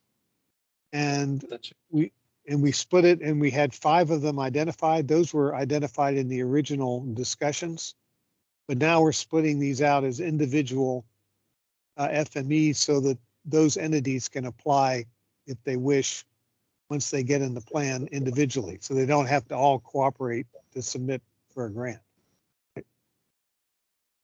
So that's the purpose of this one. How did Fort Davis not make that list? Because it's not. I mean, we did. You may recall that Brian presented when he was talking on task 2. We had a whole list of communities ranked from 1 to 20 that had the most structures within the flood risk, right? So these are all entities that had over 400 structures in the floodplain. Okay, well, we're leaving out small communities with that strategy, but I know Fort Davis is concerned and talking to landowners about bulldozing creeks and all that kind of stuff. So well, we've we've prioritized them to be the ones that have the highest risk per test too at this point. Okay, all right. Right. Thank So you. on to number 24, we originally had an FME 24, which came from that same list, where for all those communities that had over 400 residences at risk, we unilaterally have said that they should be put in for an FME to get a citywide drainage study. So, and what we're going to have to do is, as Annette already pointed out, we're having meetings with Alpine. We've already had a meeting with the city of Pecos. We're having this meeting with Sonora. We have to get their approval on these FMEs before we submit it. But at least we'll have the scope of work and the costs. They know what they're getting into when the plan goes in. So again, these large numbers here are largely because both the city of Sonora and Ozona, both of those are protected by a series of dams that were designed by the NRCS back in the 50s and 60s. And so they can all be dealt with through a federal program. So we don't need state money for those. So we can, just like we discussed for Fort Hancock before, we can get those started under federal money. So that's what that's about. The next one is 13, which was to evaluate improvements for hydraulically inadequate dams in the region. It turns out that those dams are all being addressed as part of these other FMEs. So we don't need a separate FME for that because we've got them being dealt with within the other ones. They're all tributary to communities that need planning. And then the FM 170 improvements, that's an ongoing TxDOT study. So we're going to be not including that one. It's too diffuse a study, and it's being studied by the state. So we're not going to duplicate their work. Any questions? Jeff, on quick these? question. Yeah. Yes, on 24, the list of cities, the city of Socorro is included in El Paso County's H&H model. So City of Socorro, that's a good point. And Chris, what did we decide on Socorro? Yes, so City of Socorro is here today, and we had a coordination meeting with them, and so we were planning on bringing this up later in the presentation when we talk about SSA 3, but there is an opportunity to add an additional FME for the City of Socorro for developing a city stormwater master plan, and basically identifying FMPs, which could be part of the next cycle of flood planning. So that was something that I was going to bring up for discussion later in this presentation, and we could vote on that. But we think it would be pretty similar in scope to what we have planned for some other cities, and we think that we could have the flexibility to add it in at this point. It's basically the same scope of work as these other 5.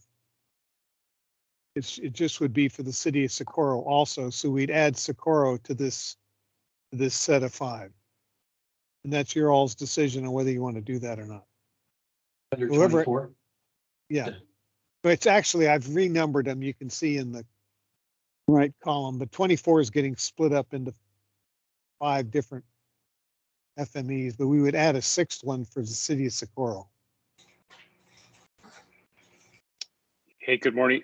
Good afternoon, everyone. If I may, happy to address it now, or if you want to wait till the later on in the presentation. This is Carlos Gallinado with the City of Socorro. But as was mentioned, we did meet with Omar, Gilbert, Alejandra, the other folks from AECOM, I believe about 2 weeks ago.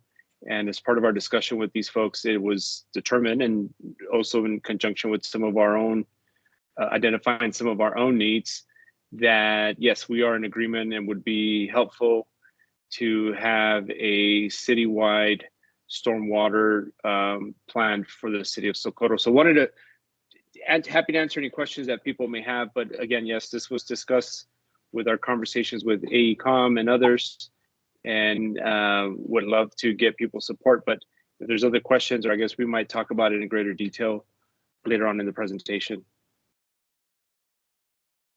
So we just add into eventually we're going to add in on these changes, and we're going to refer to this slide. I think what we can change the way we have the vote phrase later on in the presentation is we would say the changes, we would request approval for the changes on this slide, plus the addition of an FME for a citywide drainage study and stormwater master plan for city of Socorro. That's how you would change that. Chris, can you get that slide changed before we get there? I think that we have it include development of City of Socorro Stormwater Master Plan as new FME. Okay, perfect. Okay, so it's already there. It's slide 13. All right, so it's already in there. Sorry. So no action to vote number 1 is slide 13, and all right. Hey, Jeff. Yeah. Dave. As I'm crosswalking the 2 slides, I looked at the new FME numbers, and I marked them off of the second slide. And I guess I'm asking a confusion question maybe, but there are 13 or 14 FME IDs in the first column on the second slide that are not into the first slide. So does that get rid of all those? What happens to them? I'm sorry, the second slide, you're talking about the next slide we're about to talk about? Yeah, okay, let's go to the next slide and we can answer the question. Okay. Chris, can you switch down to the next slide? Okay, this so one, right? Yeah, so this one includes, let's go back to the previous slide just to give an example.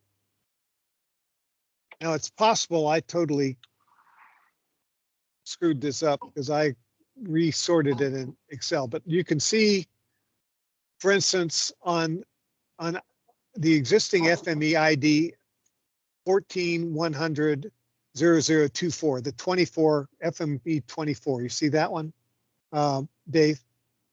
Yeah. All right, so that one got split up into 5 different FMEs. The first one of those was number 10, just because I wanted to fill in the ones that I deleted before, right? So the citywide drainage study for the master plan for Pecos, the new number is 10. Can you follow that? Yeah, and I marked it off. I marked it off in the second slide. Okay, go ahead. All right, so you go to the second slide. All right, so the second slide is basically, this includes all the changes. So this includes all the ones that were in the original list, plus the changes from the previous slide. So that's what this is. And this slide basically just provides a list of the ones that we've already costed and the ones that we haven't costed yet. So this is more of a status slide. It has nothing to do with voting. It's just saying out of all these FMEs, including the changes, and that added a bunch of them because we split up 2 of them, right? So this one just shows what the costs are. And it shows the ones that we're still working on. And most of the ones which we haven't costed are the warning system ones, because we have a sub doing it. And they committed to getting us the cost by the 1st of June. So that's why we have a bunch of TBDs on the right. And I guess just to clarify, I think what Dave was asking is, on your slide number 1, you just show the FMEs that we made changes to. Correct. Slide number 2 includes FMEs that we didn't make any changes to. That's why there's more FMEs on the slide. Oh, that's right. Good point, Gilbert. That's exactly what I should have said. So effectively, what we do is change the second slide. For example, 24 will modify into what's on the first slide, 9 will modify into what's on the first slide. Each one of those in the first column will modify into what's on the first slide. No, you got it backwards. The first slide has been executed before the second slide was created. So the assumption on the second slide assumes that all the new FMEs have been created. So it includes all these split out ones that have already happened. Okay, I got it. Sorry. Then. I understand. Sorry, No, I understand. I made You it answered my confusing. question. I got it. I think Gilbert answered the question. I think I just prolonged the Okay. confusion. All right. Okay. Next one. Next slide.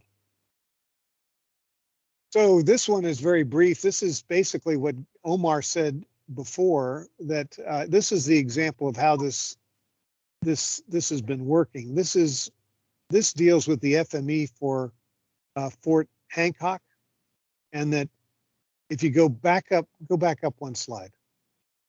So if you go down to number 14 on this slide, it's develop a colonial-wide drainage system at Fort Hancock. That FME had already been developed at the time that Annette and Omar asked us to help put together this earmark. So we already had the background documents which supported what the congressman was asking for his earmark.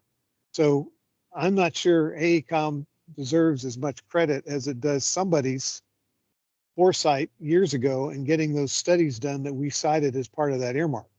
This is part of a 5-year process that, because of this planning process, we already had the documents that we could cite for the earmark. And so the costs that are in here are cited from those previous studies.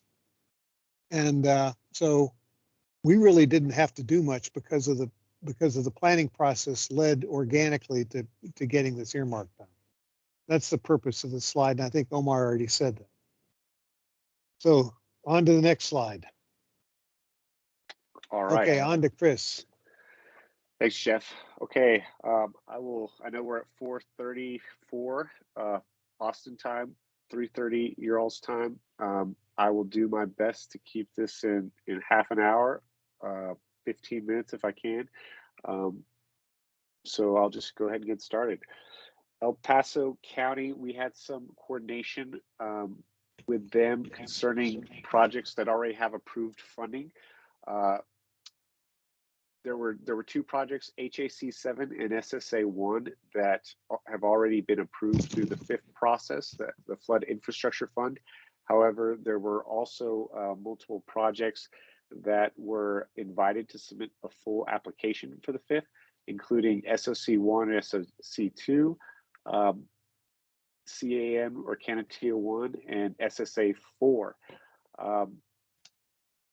We also learned throughout the Regional Flood Planning Group meetings that FAB1, the Fabens Dam project, has been committed for funding by the county. So that has affected some of our evaluations as these changes have occurred, throughout the flood planning group process. So I was just going to point out that when we first developed the list of prioritized projects, SOC 1, SOC 2 had already been invited for full application, to submit full application. So we moved that one down to the bottom of the priority list. But Canatia 1 and SSA 4 recently got invited to submit full application. When that happened with Canatia 1, we then took it out of the projects that we're evaluating because of its likelihood of receiving funding. And so we're proposing that we do the same for SSA 4. And as we discussed a little bit earlier, where we're adding a FME for City of Socorro, we are planning to propose in a later slide that we also add an FMP for SSA 3, which is also affecting the City of Socorro. And so that's something that I was going to bring up for a vote later on. Are there any questions about this slide? All right, and just for the record, yeah, Fabens 1 was also being evaluated, and when we found out about the funding, committed funding from the county on that one, we went ahead and took it off of our evaluation list. Hey, Chris, Carlos Gainat here. I'm sorry, just to clarify, and I know Gilbert's on the line. SSA4, I thought that was county,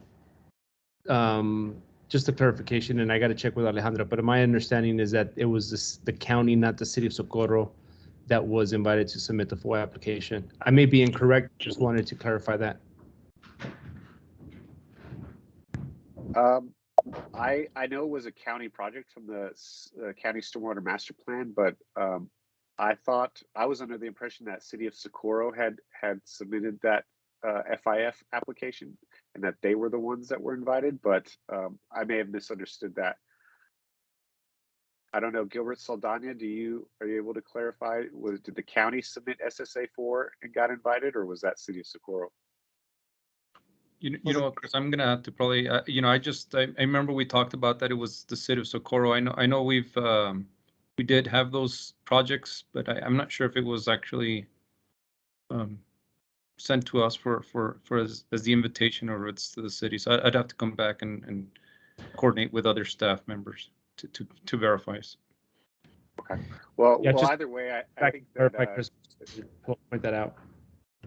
yeah, thank you. I just- We'll seek clarification on that, but the main point is that that it was invited for full application, whether it was through City of Socorro or the county, and so following the precedent that we've been setting earlier, we're not planning to evaluate that one with your all's approval. And just a correction, Chris, I think it was SSA4 was, and it was through City of Socorro. They got awarded, so. Okay, thank you. Thanks, Gilbert. It was part of the El Paso County Master Plan. So I guess I don't know if that's a confusion in that, so.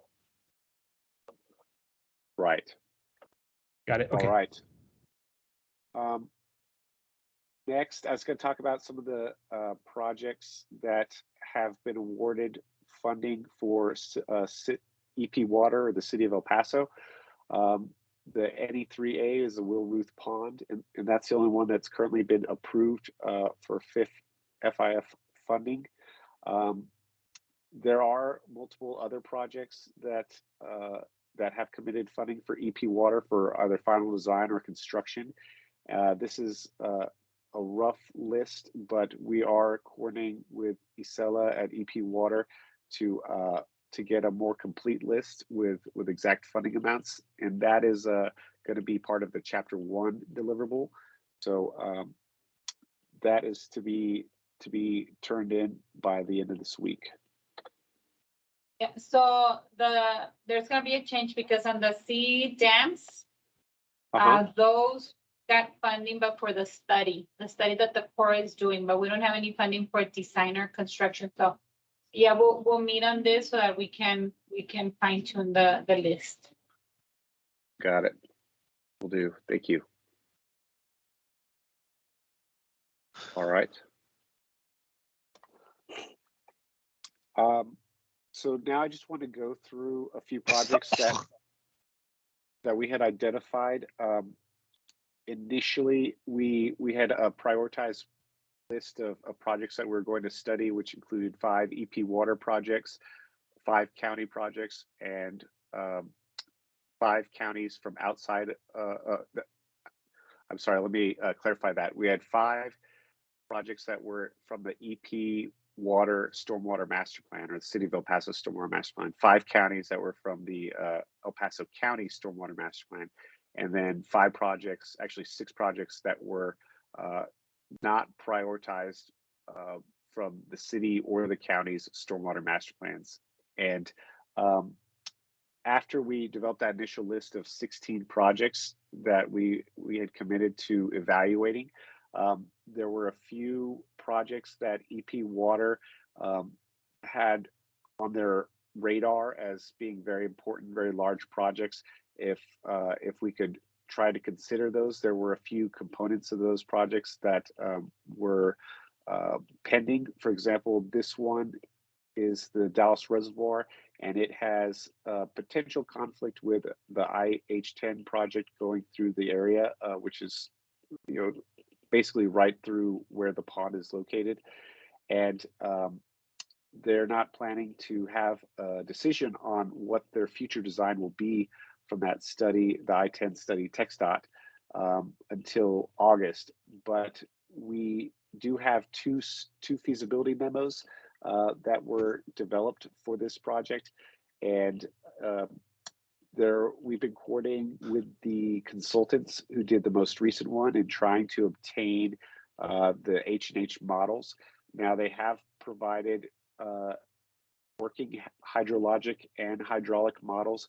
However, as of recently, we're still waiting to receive the hydraulic model for the storm system south of IH10. They did provide it for the system north of IH10.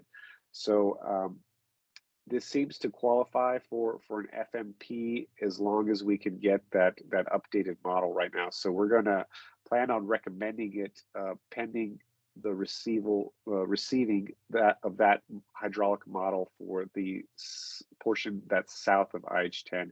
They also developed a benefit cost ratio that they provided in PDF format to us. So we were planning on using that information just as long as we can get that model. This is excavating Fort Bliss Sump, was another project that was not in the stormwater master plan for City of El Paso because it was under review by the U.S. Army Corps for wetland delineation. And we learned during coordination with the U.S. Army on some other projects within Fort Bliss that they had finished that wetland delineation. And so this project kind of came back on the table. So we were going to try to squeeze it in as either an FME or an FMP. We actually did have an FME drafted for it, but we thought we would see if we could get the modeling associated with any previous studies and see if it had enough to qualify as an FMP. But unfortunately, we, through coordination with some of the consultants that worked on it, it appears that there was not a memo that specifically describes this project and shows the area to be excavated. We were just able to get a cost of that excavation, but we also were not able to get any hydrologic or hydraulic models that show the existing and proposed conditions for that project. So we're planning to propose that we only evaluate this one as an FME and not an FMP.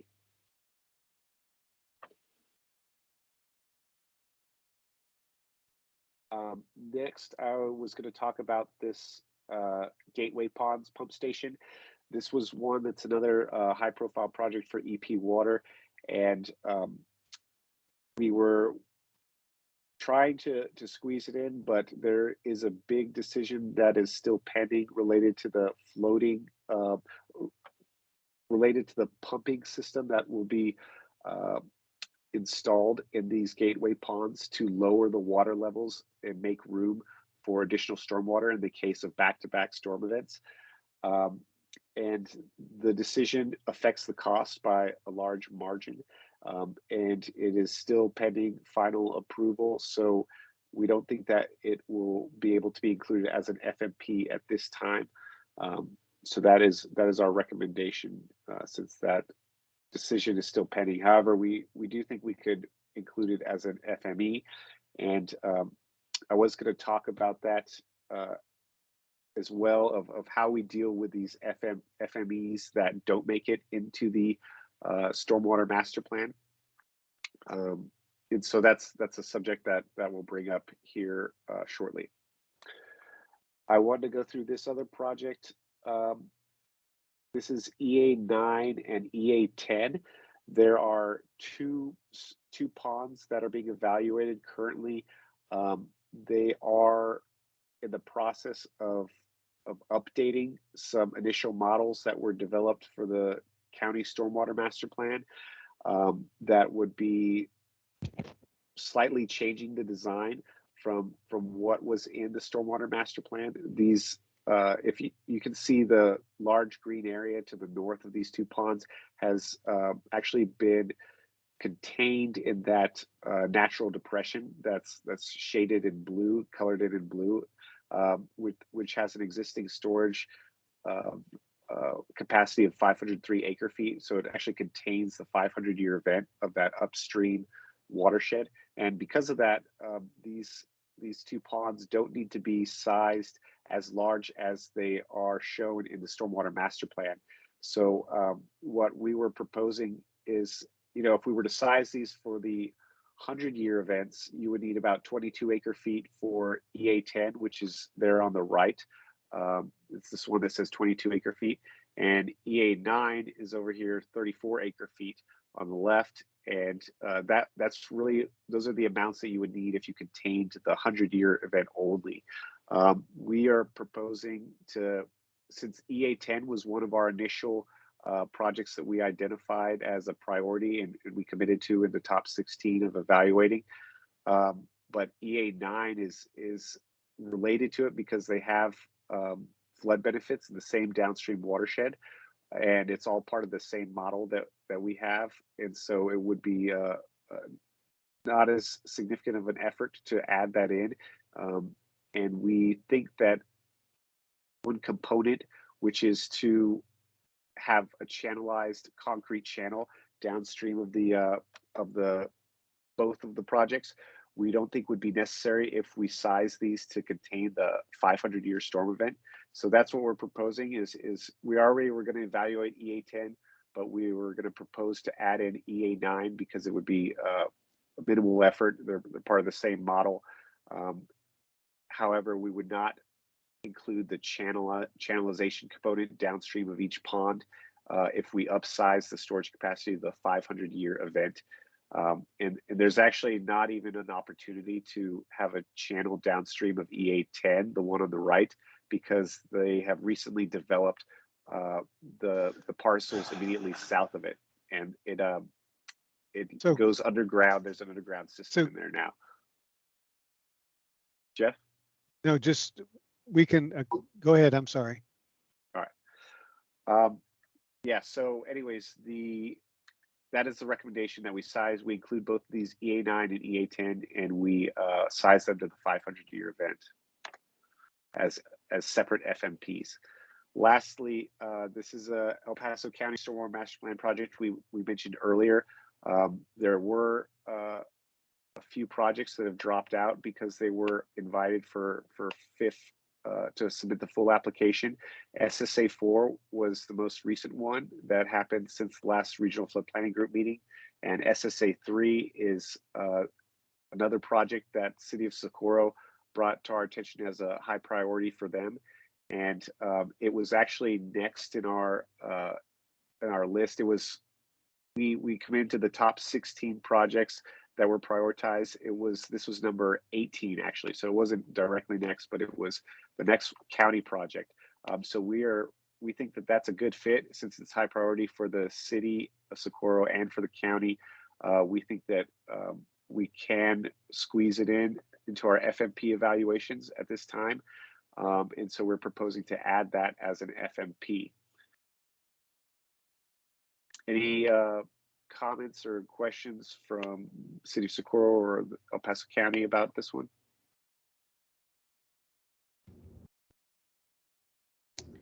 Hey, Chris, no, thank you again.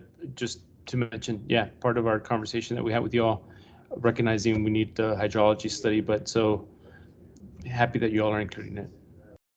Thank you. All right. So this is a lot of text here, but basically to summarize, we would like to put it up for vote for accepting all the proposed changes that Jeff talked about to the FMEs as showed in slide 13, to include all the El Paso County Stormwater Master Plan.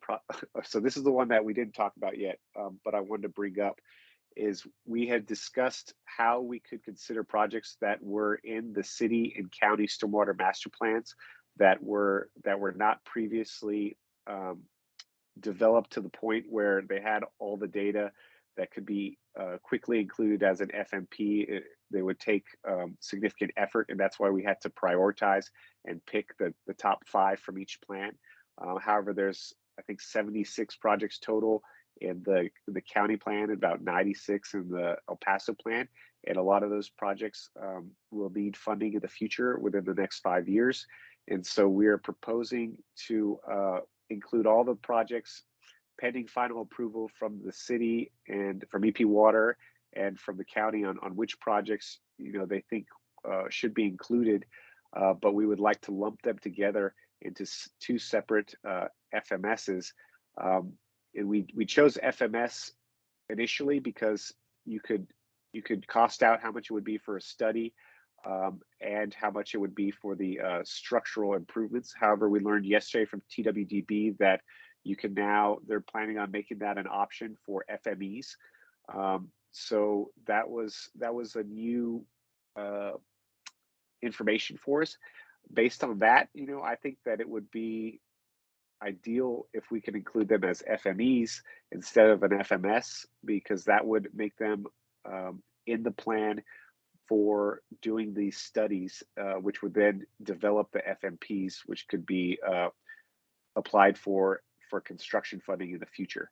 And so I would propose, knowing that you can also include the structural cost, which we have for all these projects. I think that it would be more appropriate to include them as one FME for the El Paso County projects that did make it as FMPs, and one separate FME for the City of El Paso projects that did not make it as FMPs. And my understanding from the meeting yesterday is that you can have a jurisdictional boundary, such as the city or the county, as the project area for an FME. And since these were all vetted with city and county stakeholders, we're thinking that this makes the most sense. I don't know if there are any objections or any thoughts from TWDB or any of the stakeholders here, RFPG members, if you all agree with this approach. So just on number 3, since we haven't finalized that list, I would make it contingent on the finalization of the list. Right, and so I did add in some language to that effect. It says pending final approval by El Paso County and pending final approval by EP Water. Does that satisfy that comment, Isela? Yes. Okay. Any other thoughts, objections to that approach? Gilbert, are you good with this list? Yeah, I think I like the contingency on with the language on it. Get a clarification to one of the comments that was made regarding jurisdictional boundary. So yes, jurisdictional boundaries are okay, but one thing to know that any project that is recommended from this regional flood class must not have any effect. So if we are just following the jurisdictional boundary and leaving out part of the watershed that we can close as well, that would be the problem. So it's okay, but when the study is being done, a full watershed area must be included to make sure that we're helping any effect. So I want some clarification there. Wanted to have that clarification there. Thank you. Sorry, Reem, I heard most of that, but it broke up in the last sentence you're saying. My understanding was that it could be included as an FME, but when we evaluate it, we need to make sure that the whole watershed contributing to all those projects is considered. Is that right? That is correct. You need to include the flows that's coming into that jurisdictional boundary to ensure that no negative effect. Right. Okay. All right. Well, with that being said, I'll assume that Hey, Chris. Yes. I'm sorry. I just wanted to see if we can just put the exclusion of SSA4 as a contingent on confirmation that that project was, I guess, invited for the FIF funding by the city of Socorro, because I don't think, you know, I guess there was some confusion as to if it was from the city or the county, and I don't believe it was the county. So I just like to make sure that it's that it was done through the city of Socorro, which I think it might have been related to the Onion Fields project. I'm not sure if that makes if that sounds about right, Carlos.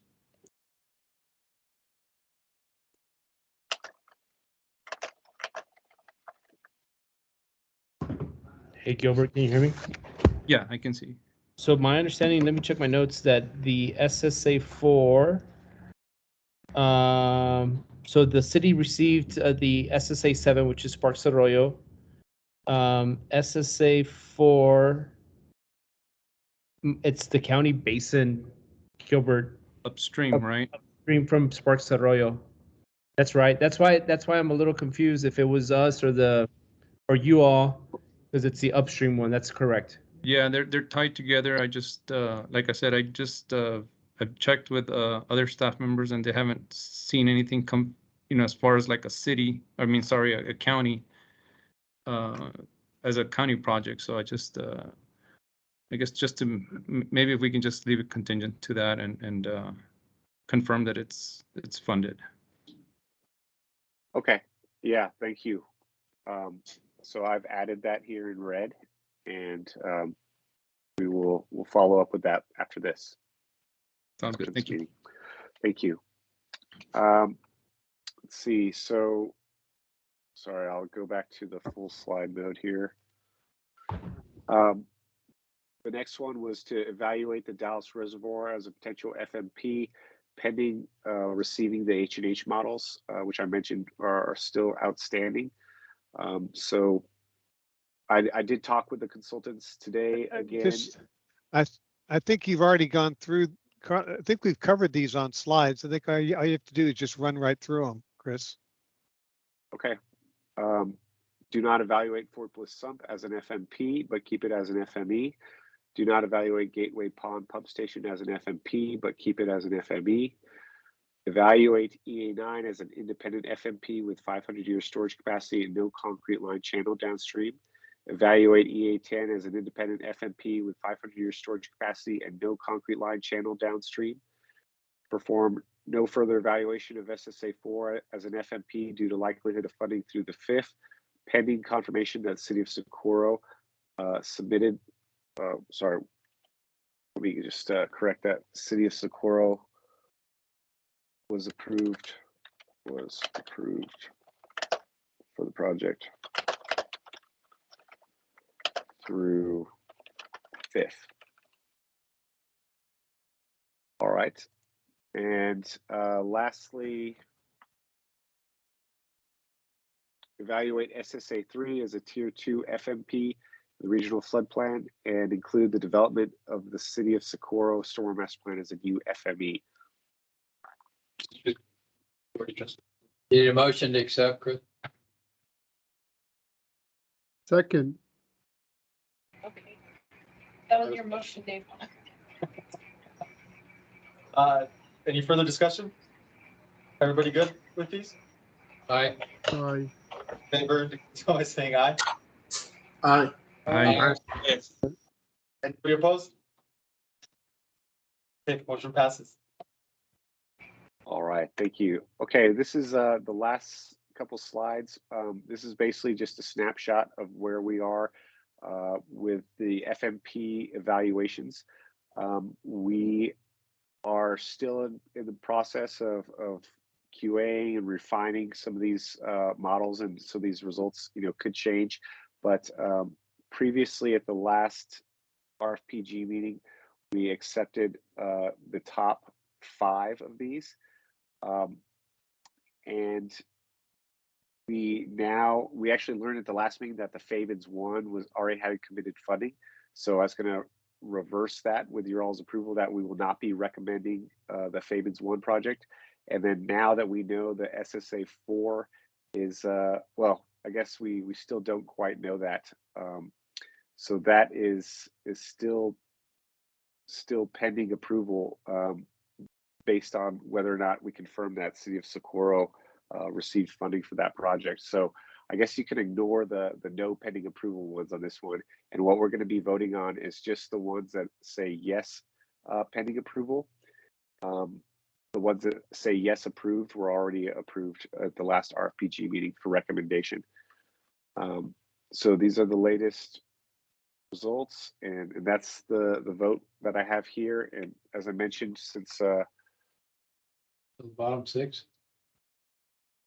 yeah, it's basically going to be the bottom six. And maybe for this one, I could just say, do not recommend Fabens 1.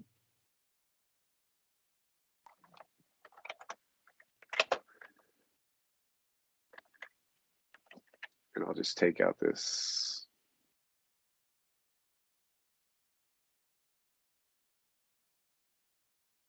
Fabens 1 as an FMP.